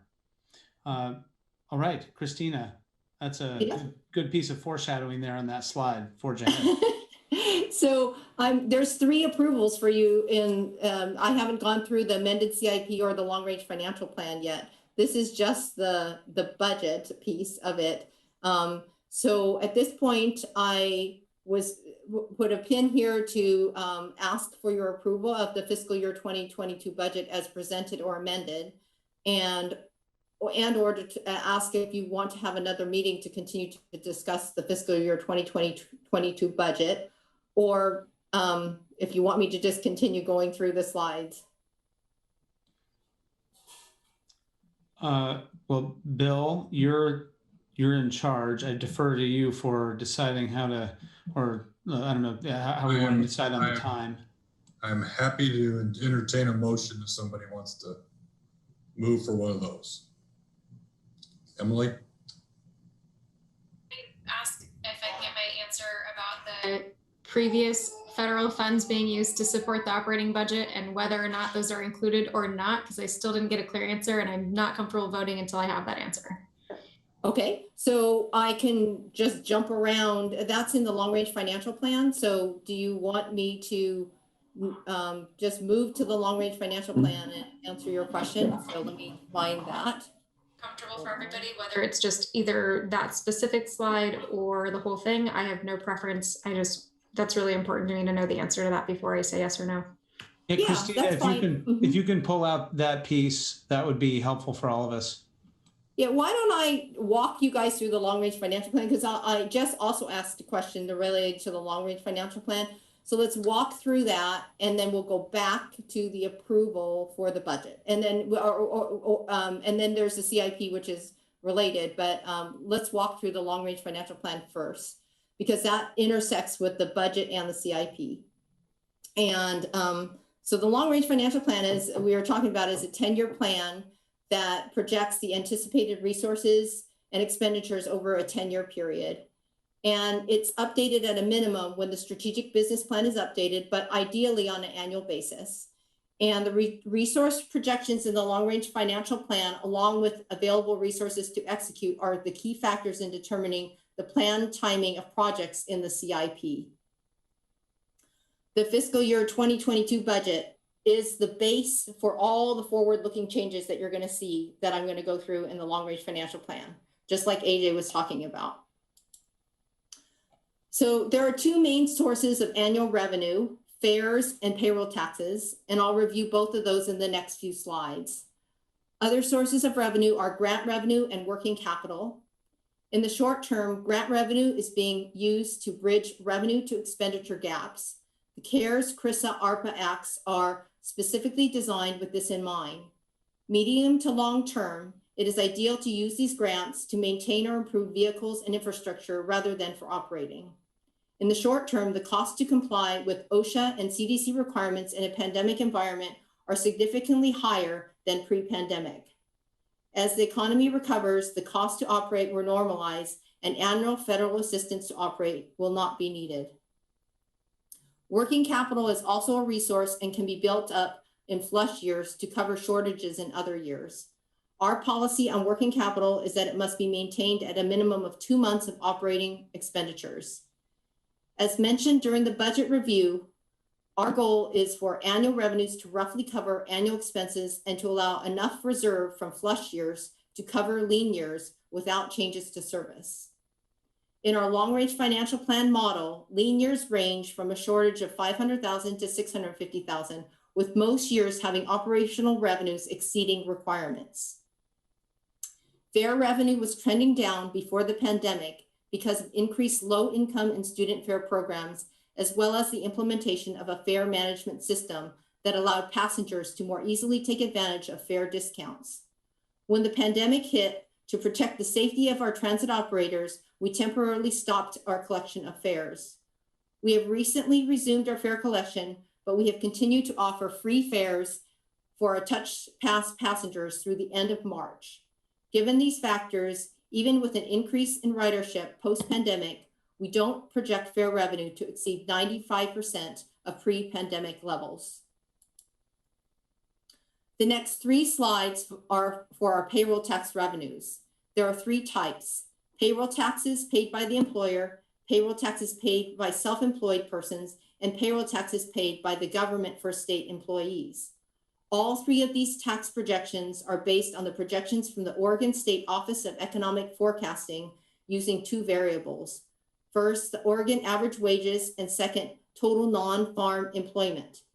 Fiscal year 2022 is intentionally conservatively forecasted to ensure that we continue to live within our affordable means, and because there are still many uncertainties on the timing of the economic recovery, as a lot depends upon the outcome of the race between the mutating virus and the vaccine's effectiveness. So this is the slide with the payroll taxes paid by self-employed individuals, and this is the ones paid on behalf of government employees.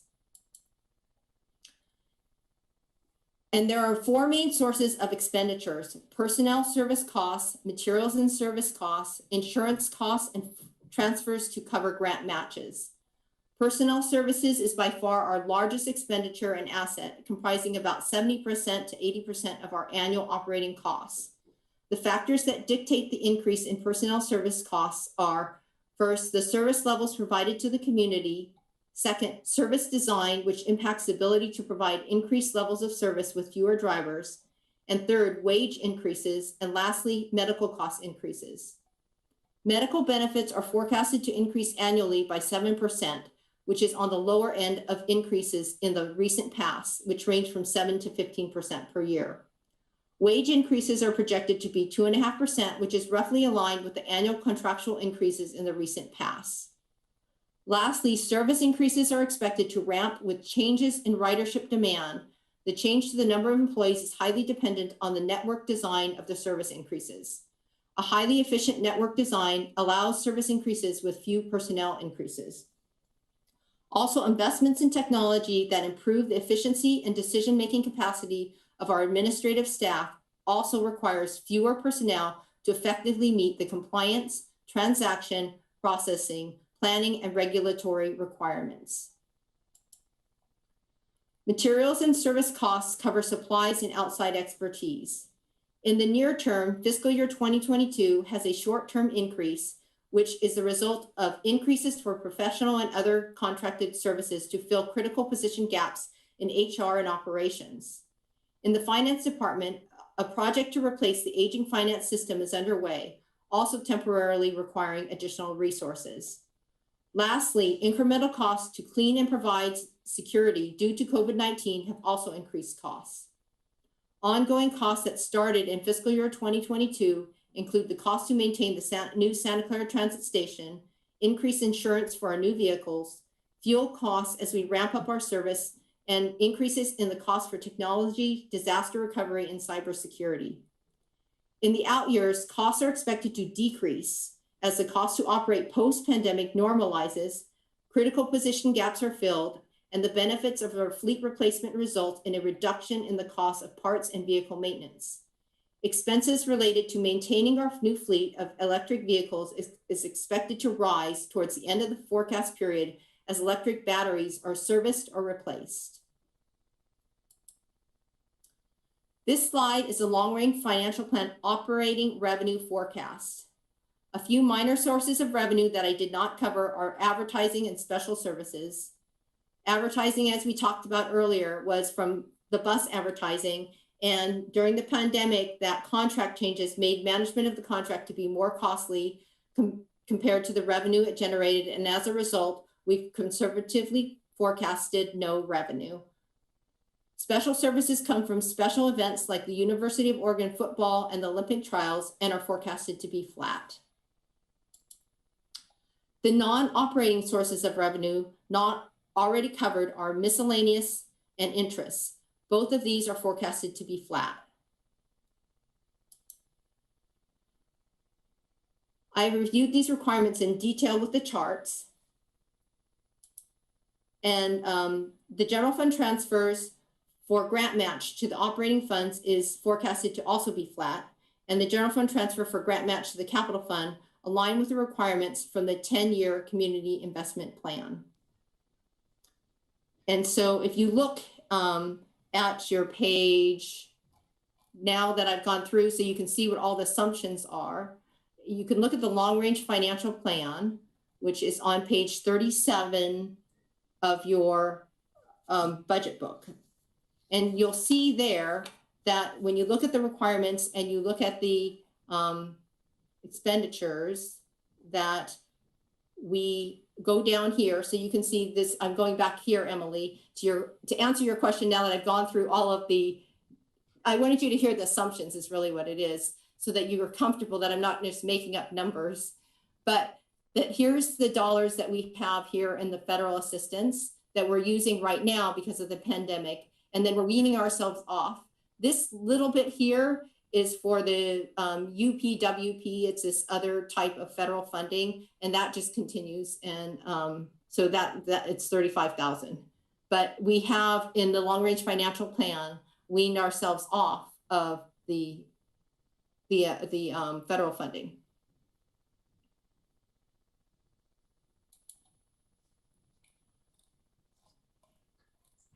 Taking a while. I mean, I appreciate that it's not all at once, but I feel like it's a little bit longer than what I would be comfortable with. But I appreciate you pointing that out so specifically. Thank you, Christina. Well, Emily, actually, I would say that I would look at it the other way. I would say that stretching our use of federal funds over more years actually is like providing us a longer term pivot, right? I mean, that sort of, we have a longer runway to make changes in how we want to do things. I mean, that money is ours to use. So, and we aren't really saying here, I mean, that's why I really emphasize that slide that that Christina showed us at the outset, because that shows all of those funds. I mean, all of the federal, not fund in the sense of the structure of our budget, but all of the different funding sources. Thank you, Christina. That's why I feel like this is the one that we should all have as a laminated wallet card that we carry around and gradually memorize.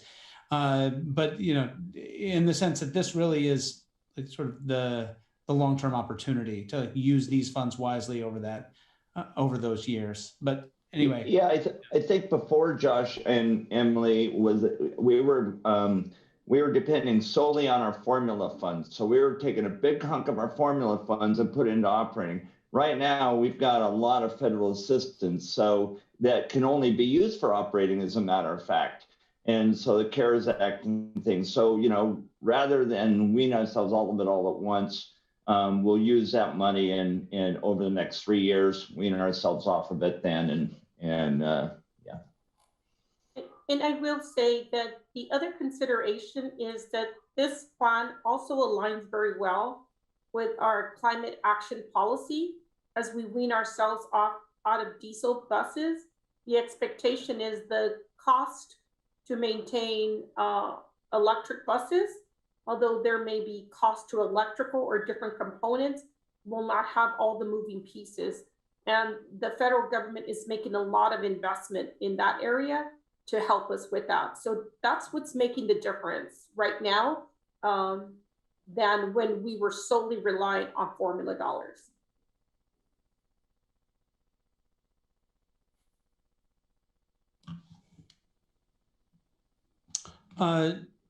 Jess and then Stephen. I need a clarification. Shouldn't the federal assistance on page 37 that I'm seeing, shouldn't that somehow match with, in some ways, with that slide that you were just on, that federal CARES Act, and shouldn't we be seeing more in the federal assistance row? I could just be interpreting everything on the wrong page here. Do you mean what Christina was showing right before this slide? So, okay, so when I'm looking at this slide, I'm probably confused, but on 2021, I'm seeing like 27.7 million in federal fund usage, right? Yeah, at the bottom of the big middle box. Yeah. Down here. And then shouldn't that match with the federal assistance row on page 37? Some of this is capital, right? And some is operating. Oh, so that's if you the look, difference. right. So if you look at it, you're mixing apples and oranges, because the operating support is, if you add up the 2.9, 15.9, you get to the 20. Well, okay. So the operating expenses are sprinkled in. So how do we get to 27.7? Sorry. No, it's a good question. Right. Christina, so the 20, so we're in 20. So go ahead. So sorry. So 2022, right? You've got the revenue, the CRISA of 2.9, the ARPA of 15.9, right? And then you've got, that's the 18.8, and let's see here, I'm trying to remember how we did this. It's the revenue losses, and the ARPA increase.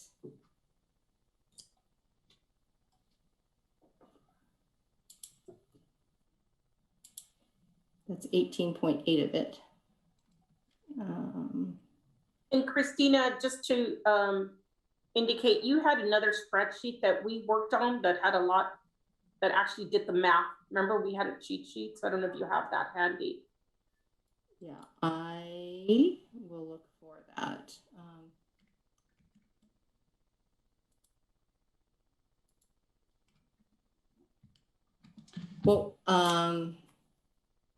Why don't I? Maybe we'll take more questions, Christina, as you do that. Okay. We had all the math worked out on the spreadsheet, but it was so confusing to look at. We determined we wanted to present it in a clean way. So, because it was just a lot of moving numbers on that to align that. So maybe Christina can pull that up. Maybe if you could provide this in 3 dimensions, Christina, that would be ideal. So we have I'm kidding, of course, but that's basically what we're doing here. We're looking at it in terms of federal sources, years, and then capital versus operating expenditures. And so it is a little difficult to see in 2 dimensions. While we figure out resolutions to challenges with the space-time continuum, let me take the question from Stephen and then Gary.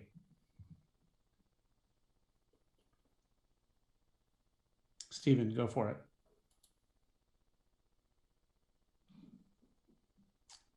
Stephen is still muted. I don't know if you're talking, Steve. Go for it. There you go. Thank you. For some reason, my space button wasn't working. Thank you, Josh.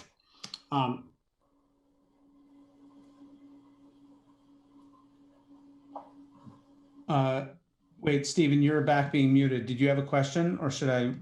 Okay. Technical difficulties. I think I've mastered it. Sorry about that, everyone. getting back to what you were commenting, Josh, and Emily's comments about the 10-year budget, I think we should step back and just recall that it's not set in stone. The agency is going to be nimble, and going forward, if, for instance, inflation picks up and our expectations about the annual pay raises for union and non-union staff changes substantially, and the agency needs to pivot on this or that, we will. This is a guide. It's not, again, it's not set in stone. So I wouldn't be overly concerned with the document as the Rosetta Stone. That's all. Yeah, that's a really good point, Stephen, because we'll revisit that yearly and we'll revise it based on the information we have then. So. Yeah, Stephen, I completely agree. And Mark, I completely agree. I think it is good for us to have, because so much of our budgeting is done on an annual basis, I think it is really important to ask these questions about how quickly we are using up one-time funds. So we do like really take advantage of the opportunity to do something different with the agency. We just want to make sure we're looking into the future. And that's why I like Christina's view here so much. Gary, go for it. Yeah, the thing that gave me the comfort is when Christina went through these federal funds, the four different funds that are there, or three, and the fact that they pertain to specific things, and they're not all the same. But the other thing is the timeline on the use of those. They don't have to be used in 1 year or 2 years. Some of those go out quite a ways. And so I see that as part of the reason that we're still using some funds in 24 and 25, because we're able to, the fund has that level of flexibility. So that made me a little bit more comfortable with that, that portion of the federal funds. And I got to admit, I like the idea of getting weaned off of that, because that's not sustainable. Thank you. Yeah, and so I believe that the reason for the difference is it's a timing difference. So what I put in here was our plan for how we would spend those dollars roughly. But what you see in the long range financial plan ties to exactly what we have in the budget. And so it's close, but it's not exact, because there's timing differences. Like, for example, in 2021, like I said, we're not going to necessarily spend all of those dollars. This is kind of how we were going to program some of it out. But it's not, there's timing between one versus another. That's helpful. Emily, you had your hand up. Do you have another question? Yeah, Stephen, I really appreciate what you said about it not being a Rosetta Stone and that it is flexible. I really want to be cautious of sort of taking that flexible standpoint about our budget, because historically we have not done that. We've been very rigid to say this has already been budgeted. And so it just moves forward. And I just want to make sure that we're putting in appropriate checkpoints. And I really feel like I can't reiterate that enough. More just to be the squeaky wheel to continue to say, let's keep reevaluating. I really don't like that we're using the federal funds in the way that it's presented in this budget, not through anybody's decision-making fault, but just simply because we've been operating at a deficit for so long to finally have this opportunity to move us in the right direction going forward. AJ, I really liked what you said earlier. So thanks for giving us that context of, sort of moving from where we have been to where we're going. I still feel like we have so many variables that we just might be putting the cart before the horse, assuming that we're going to have enough funds to wean ourselves off of that. Although I definitely appreciate not doing it all at once. So I'm still a little bit up in the air about how comfortable I feel with that. And Gary, appreciated your thoughts, because you have some good historical knowledge there that's valuable to comfort the rest of us that are still feeling a little bit, maybe concerned about that. So thanks for that comment. Yeah, Christina, while you bring up this stuff again, I guess I would encourage people not only to, I've heard the word wean like 9 times, and I don't think that's the only way to think about these funds. These are funds that we have to use responsibly or irresponsibly. And I would encourage us to think about these as and that's why I've used the word pivot. Please replace the word wean with the word pivot in your thinking, in the sense that I hope we will look at the one-time funds as opportunities to shift the way the agency does things, and to take advantage of opportunities that we would not otherwise have given the constraints of our budget year to year. We should always still be doing what I think Christina is doing in the long range financial plan, which is looking at what we take in every year and our operating our operating needs each year, and trying to align those more closely over time.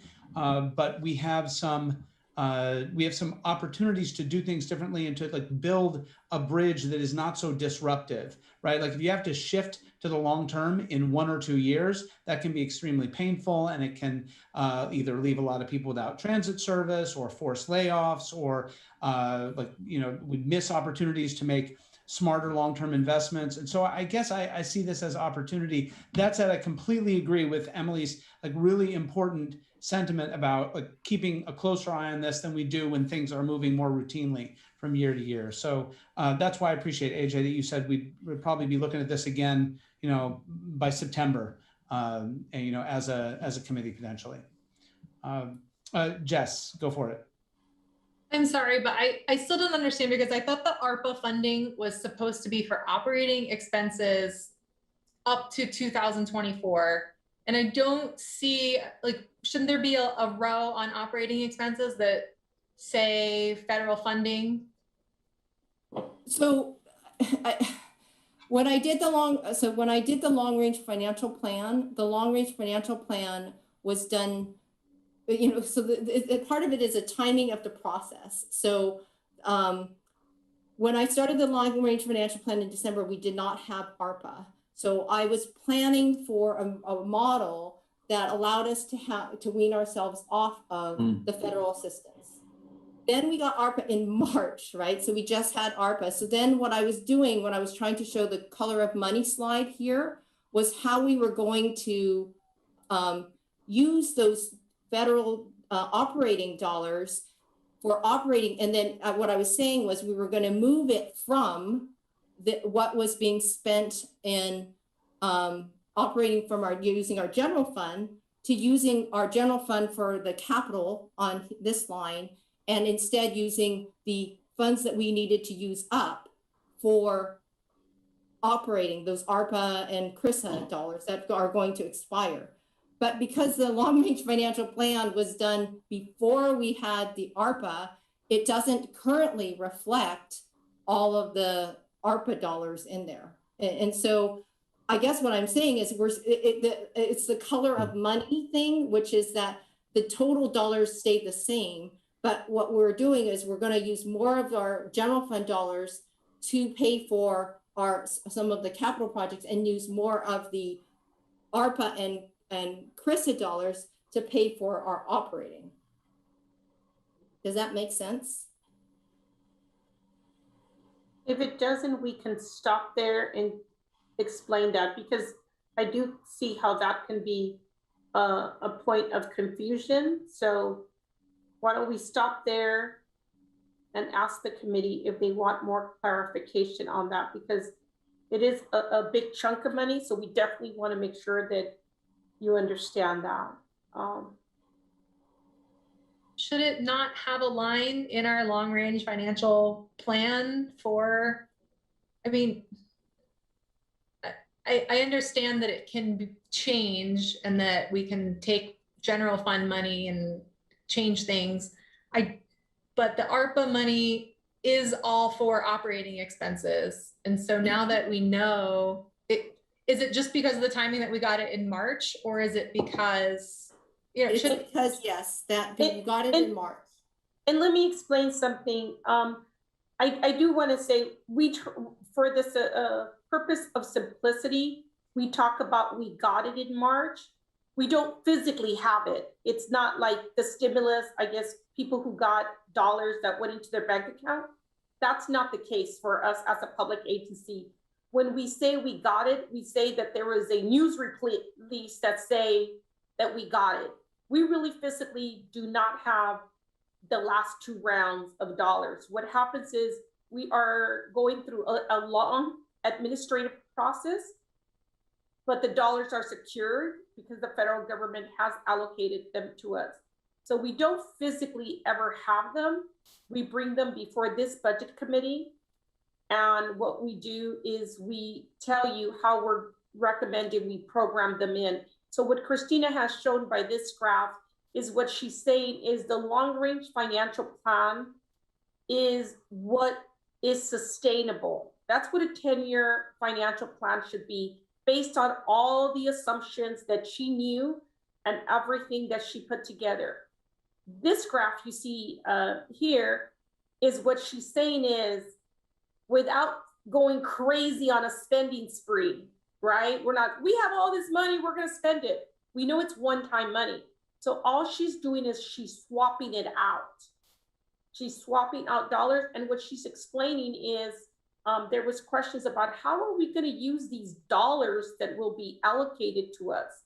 And so what she is showing to you is, given the long-range financial plan, here's how she wants, is recommending to this committee that we program them in. And all she's doing is she's gonna back out general fund dollars and allocate them to capital. Because as we know, we have a lot of needs on the capital side. So she's just moving the same dollars around and will carry them forward over a 10-year period to try to maximize. Or when there's competitive grants, any dollars that we have, we choose to try to make $20, $100, right? We tell the federal government, if we put in 20, will you put in 80? So that's what she's always doing with the money continuously. So this is the graph that she's using to show us that the long-range financial plan, unless the board, and this committee would recommend we have extra money, let's spend it. What she's saying is the long-range financial plan provides us the long term financial stability upon which she based the upcoming year's budget on. So I apologize for the confusion. It really is a timing thing. It's a good problem to have. We're happy that the federal government did release additional funds. Unfortunately, they didn't release them early enough for them to really be cleanly displayed here. And just that line, federal assistance for operating budgeted pre-ARPA, that ties to the long-range financial plan, that line here. So you recognize those numbers, the 4.2, the 2.2. But then, like AJ said, it's a timing thing. We got the ARPA in March. So then I'm trying to show how we're going to swap the dollars such that we're using the ARPA for, we didn't have a chance to adjust that in the long range financial plan, but that's what we're going to, this is what we're recommending we do.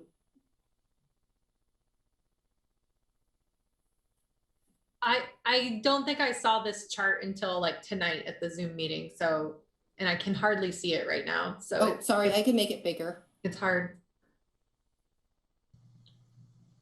And Christina developed this from some of the questions that we received at the briefing meeting. So we're actually happy that we got some pre-questions. And I think we also have some board members who submitted some questions, which provided an opportunity for Christina to be able to prepare this, because I think there's a lot of interest in these numbers here.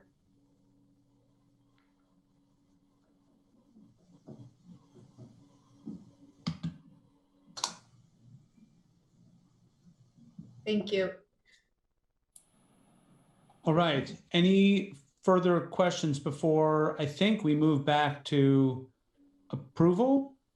Does that sound right? Yes, that is correct. Any other questions? And really, for people who haven't had a chance to ask something yet, I mean, really, I really encourage you to ask questions. There are no dumb questions. Everything is useful here. It's really important, transparency and oversight. So if you have anything you're still concerned about, please ask. Brandon, please. I know I went off camera. I didn't truly fall asleep. I've been present the whole time, so bear with me. Great presentation. Well done. Great discussion. Thank you, everybody. I guess more than a question, we've covered everything I had already.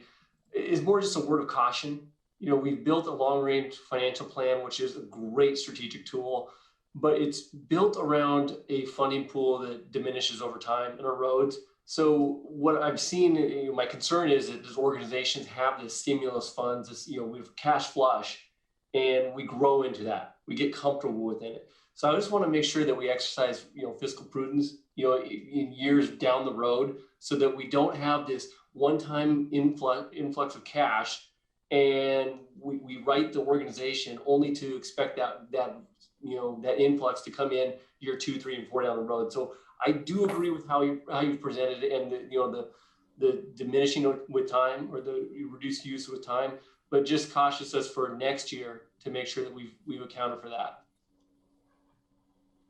Absolutely. And we are always paying attention to what a sustainable level of service is, so that we avoid having increases that we then can't actually afford to continue without those variable funding sources. So yes, that is a really great point, and we do that always in our processes and our reviews and our budgets. Great, thank you. Thank you, Brandon. That's helpful. Any other comments or questions?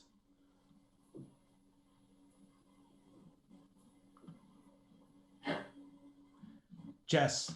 Before we approve, so I know we haven't gone over the CIP yet. Is there anything, I mean, is there anything in the CIP that overlaps with, like, should we look at that first as well, or I don't know? I'm happy to walk through this the CIP section. That's totally good. Hold on. I guess I just want to, and Bill, I don't know if you want to weigh in here. I just want to be mindful that we're past our time. If we still have to go through the CIP and could have discussion there before we approve everything that you need our approval on. Do we want to finish this now, or do we want to have a meeting tomorrow to do the rest of it? I mean, we've held that in our schedule, I believe. And Josh, I can tell you that the CIP I would make a comment that it's really just the projects that have been added. So it's not a long presentation. It's not like you guys have done the meat of it already, just so you know.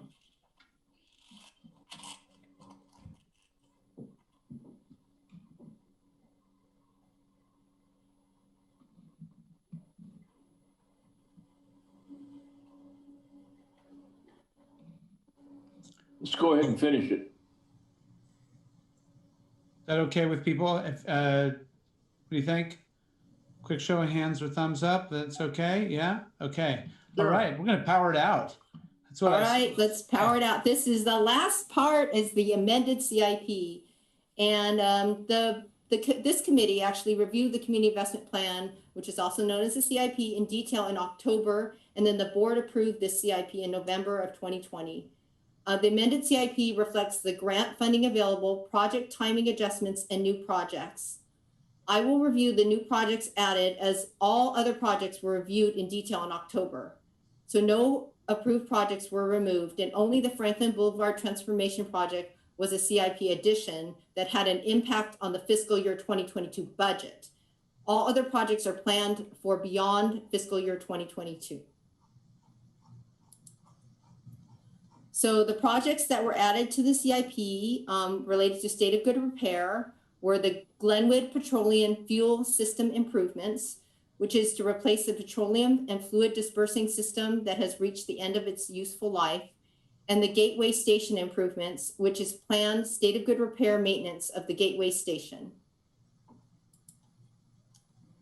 On the improvement side, we have the Ride Source Facility expansion, which expands the Ride Source operational capacity to meet future demands. It includes increased parking and building expansion. The alternative fuels infrastructure, which is a project that improves our facilities to accommodate new vehicle propulsion technologies as determined by the fleet procurement plan. There's the real-time sign hardware, software, and data management project, which is a project that I covered during the Capital Projects Fund that was an expansion of the MX electronic sign management system project to not only address the MX signs, but also trip planner services to provide passenger information real time. We have the fare collection integration project, and this project extends the TouchPass technology to allow passengers a seamless experience when using multimodal transportation services within the LTD district service area. There's then the Franklin Boulevard transformation that we've talked about during the capital fund. That's the one that's that partnership with the city of Eugene and city of Springfield to improve the Franklin corridor. And then lastly, we have the facility and station upgrades and infrastructure improvements. And that's multiple facility and station upgrades to better serve our community's growing needs by improving station accessibility, comfort, and safety for both passengers and employees. And then that's it. That's all the CIP section. All right, questions. Brandon, please. So I may have missed something here, so bear with me, but I believe there was a prior comment in regard to the alternative fuels infrastructure, that there was already a land acquisition or something that's already in motion. No, so I think I was referring to eWeb, and they did a land acquisition for their hydrogen generating plant. And Okay. so this is specific to our property, because at some point we are going to have to build out our infrastructure for alternative fuels, whether it's renewable natural gas or whether it's hydrogen fuel or whatever it might be. We just have to make sure that we have the funding to be able to build that infrastructure. Understood. Thank you. Further question: are we contractually obliged or currently under contract for any commitment at this point on that property? No. Well, no, and and this is really for our for property we already have. So there's no property acquisition involved in this. It's just infrastructure. Yeah, I would let me try to describe this one, because it's a big one and it's a new one. Brandon, as I understand it, Mark, correct me if this is wrong.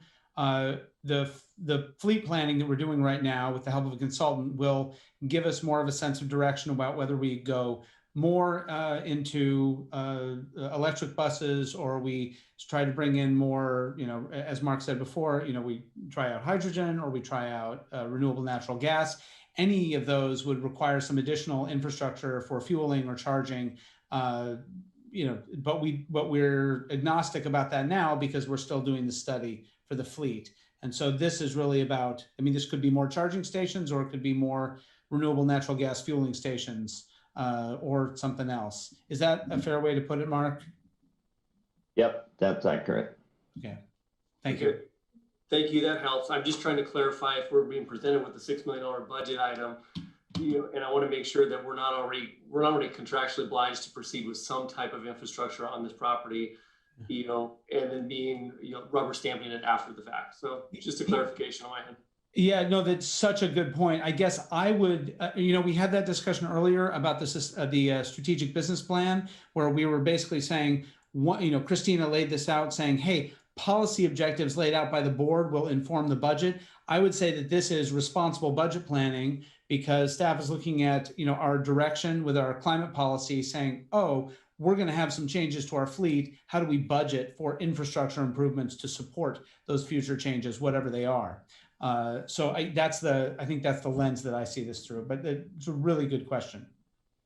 Good comment, Josh. I just want to make sure this is not a budget. This is the plan. So none of this will come back to the budget committee when it's the fiscal year that we're actually thinking that we're moving forward. So I just want to make sure you're not thinking that all these things in the CIP are in the budget. They're not in the budget. They're us being thoughtful about planning for the future, as Josh was saying, to make sure that we're considering and thinking about how are we going to make sure we can pay for these things? What kind of grants can we go after? We need to have something to start to look at the future and make sure we're planning for state of good repair and improvements to our community. Yeah, that's really well put. So note to everyone, be careful about how casually you use the word budget in front of Christina.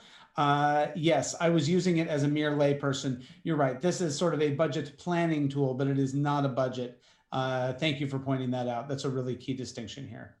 And that was a great point too, just adding the layers of planning that goes into this. So thank you for the clarification. Yes. And along those lines, then, when we vote for this, can you tell us exactly what we're approving the overall picture of, yes, the amendments look good, or what is the exact approval that you're looking for?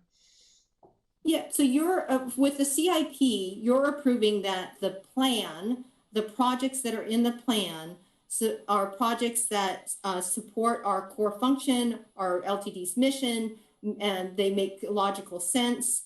They're not in the budget, but that you might ask if we're missing something that you think, well, why is there not a fleet replacement going on over a certain number of years? If you were looking at that, you'd say, don't you need to make sure you have state of good repair to replace your buses, for example? Gotcha. So we're not just looking at this fiscal year, we're looking at the whole thing. So there's 3 approvals that you're doing tonight. One is for the budget, which is really only giving us approval for what we can spend in fiscal year 2022.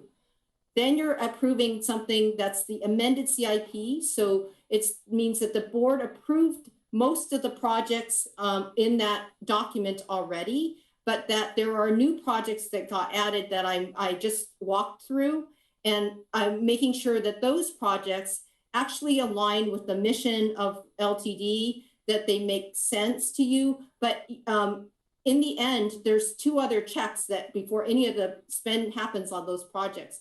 One is they have to go into the budget the next time, and by then the amount might change when we have more information.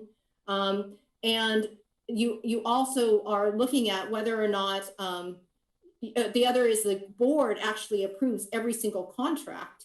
So they, nothing goes forward unless it's been fully vetted by the board as well.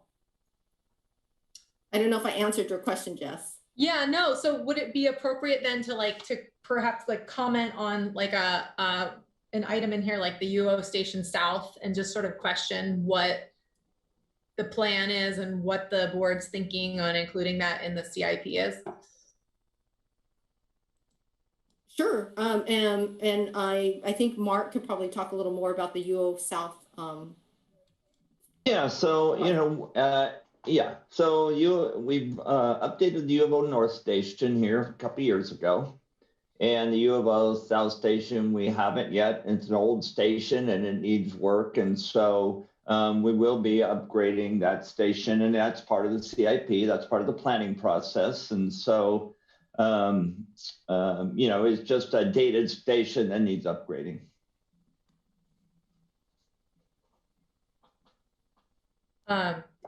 Okay, there's only one. There's very limited routes that go in and out of that, and I use it, and it's actually a pretty good station.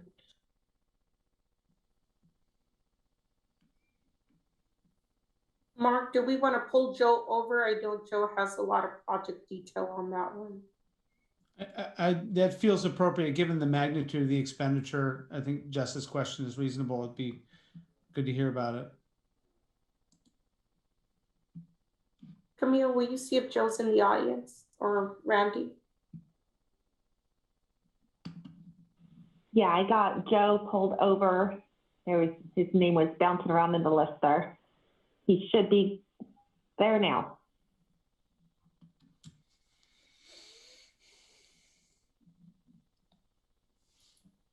Joe, I can see you there muted. Oh no, there we are. You're coming online. Go for it. Am I here? I'm here. You're here.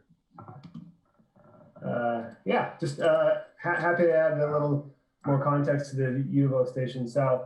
Given that the CIP is taking a long view at any significant project that may be happening over the 10-year horizon of the CIP, we included the possibility of reinvestment in the UVO Station South. Just so folks know, the current station is actually built and collaborated with the University of Oregon in 1994, and it's principally sitting actually on UVO property. So we put this on the plan because the university continues to invest and develop their properties. And it's likely that we'll have to relocate this station or somehow accommodate whatever the university winds up doing on that piece of property. And in fact, just in the last couple of years, that site was among the last or the finalists for a new building that the U of O was doing.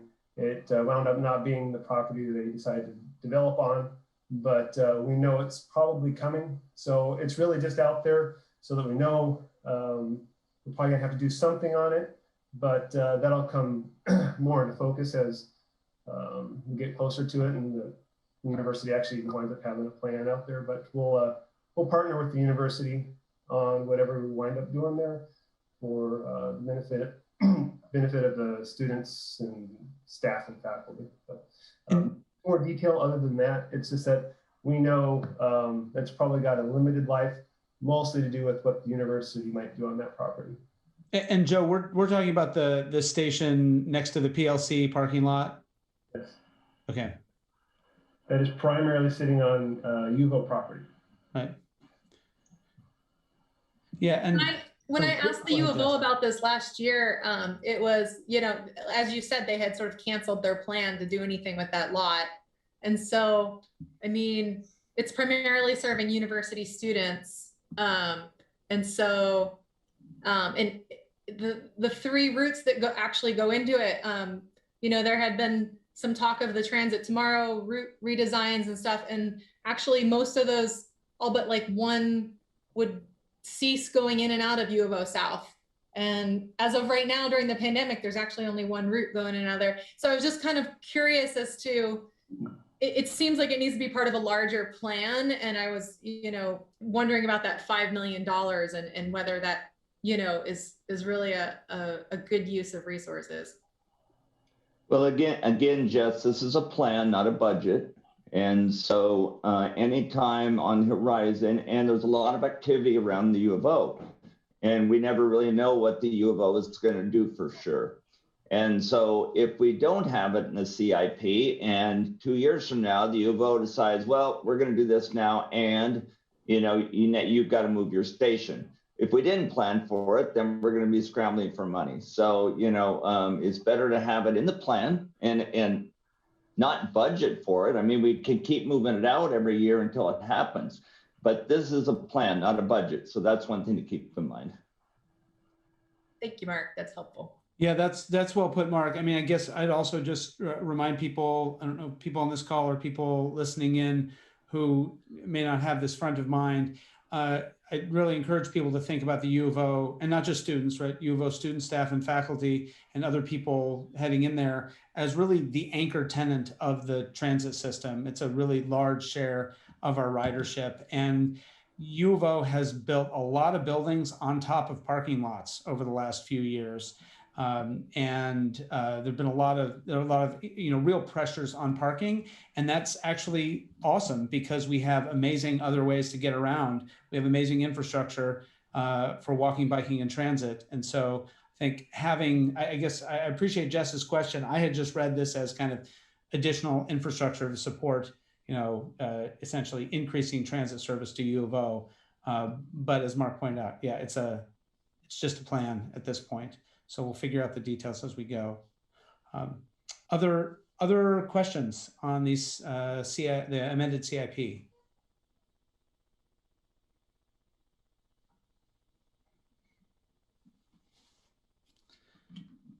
Joe, thank you for letting us pull you over extemporaneously. That was really helpful. Thank you. Any other questions for Christina before she puts up that approval slide again? I think it's time to vote. All right, Bill, I'll hand it back. I don't think you need any more hand watching. Well, I'm not sure your process on how you approve the budget. I have not been through this process before, so I will need hand holding actually. Okay. So- Well, and I meant to just hand watching, but Christina, I think we're just at the point of entertaining a motion. Is that correct? That's right. So someone would make a motion to approve the fiscal year 2022 budget, either as presented or with any amendments. And then someone would need to second that. And then you would take a roll call vote of all of the committee members. And then you would do the same for the amended CIP and the same for the long-range financial plan. So a quick process point on that. The proposed motion for everyone for the budget appears on page 3 of the packet. Am I just missing it? I can't find other motions for the other 2 items as you've described them, Christina. Okay.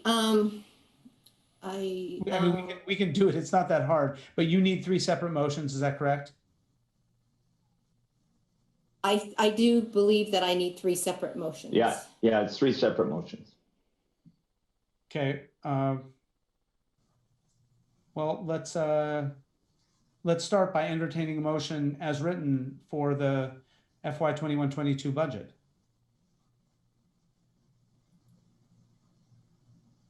I propose that we move the LTD Budget Committee approve the proposed fiscal year 2021-22 budget as presented and forward it to the Board of Directors with the recommendation for adoption. I second that.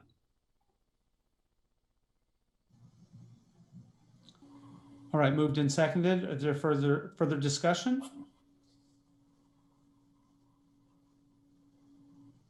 I think we have discussed this. People may have noticed that by now. Bill, I give it to you to call for a vote. So I'll call for vote. So let me understand this right. I apologize. There's no instructions that came with this. So I don't know. I just go through the roll call for everybody's vote. Is that what I'm doing? Yeah. Yes. Okay. So see if I can remember who all was here. So let's start with Dawn. I approve, yes. Jody.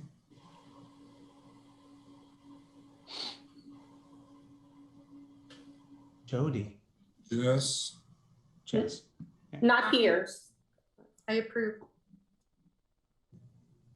Michelle. Yes, I approve. Emily. I think we may have lost Emily. She texted me that she was going to have to go. All right. Brandon. I approve. Josh. Approve. Gary. Approve. Stephen. Approve. Kim. Approve. And then I approve too, also. Okay.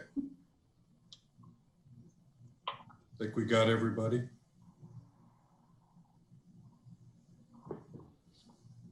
Okay, Thank you now- very much, Bill. So for the next one, can I just replace the FY 21-22 budget with the CIP? It's the 2021 through 2030 amended CIP.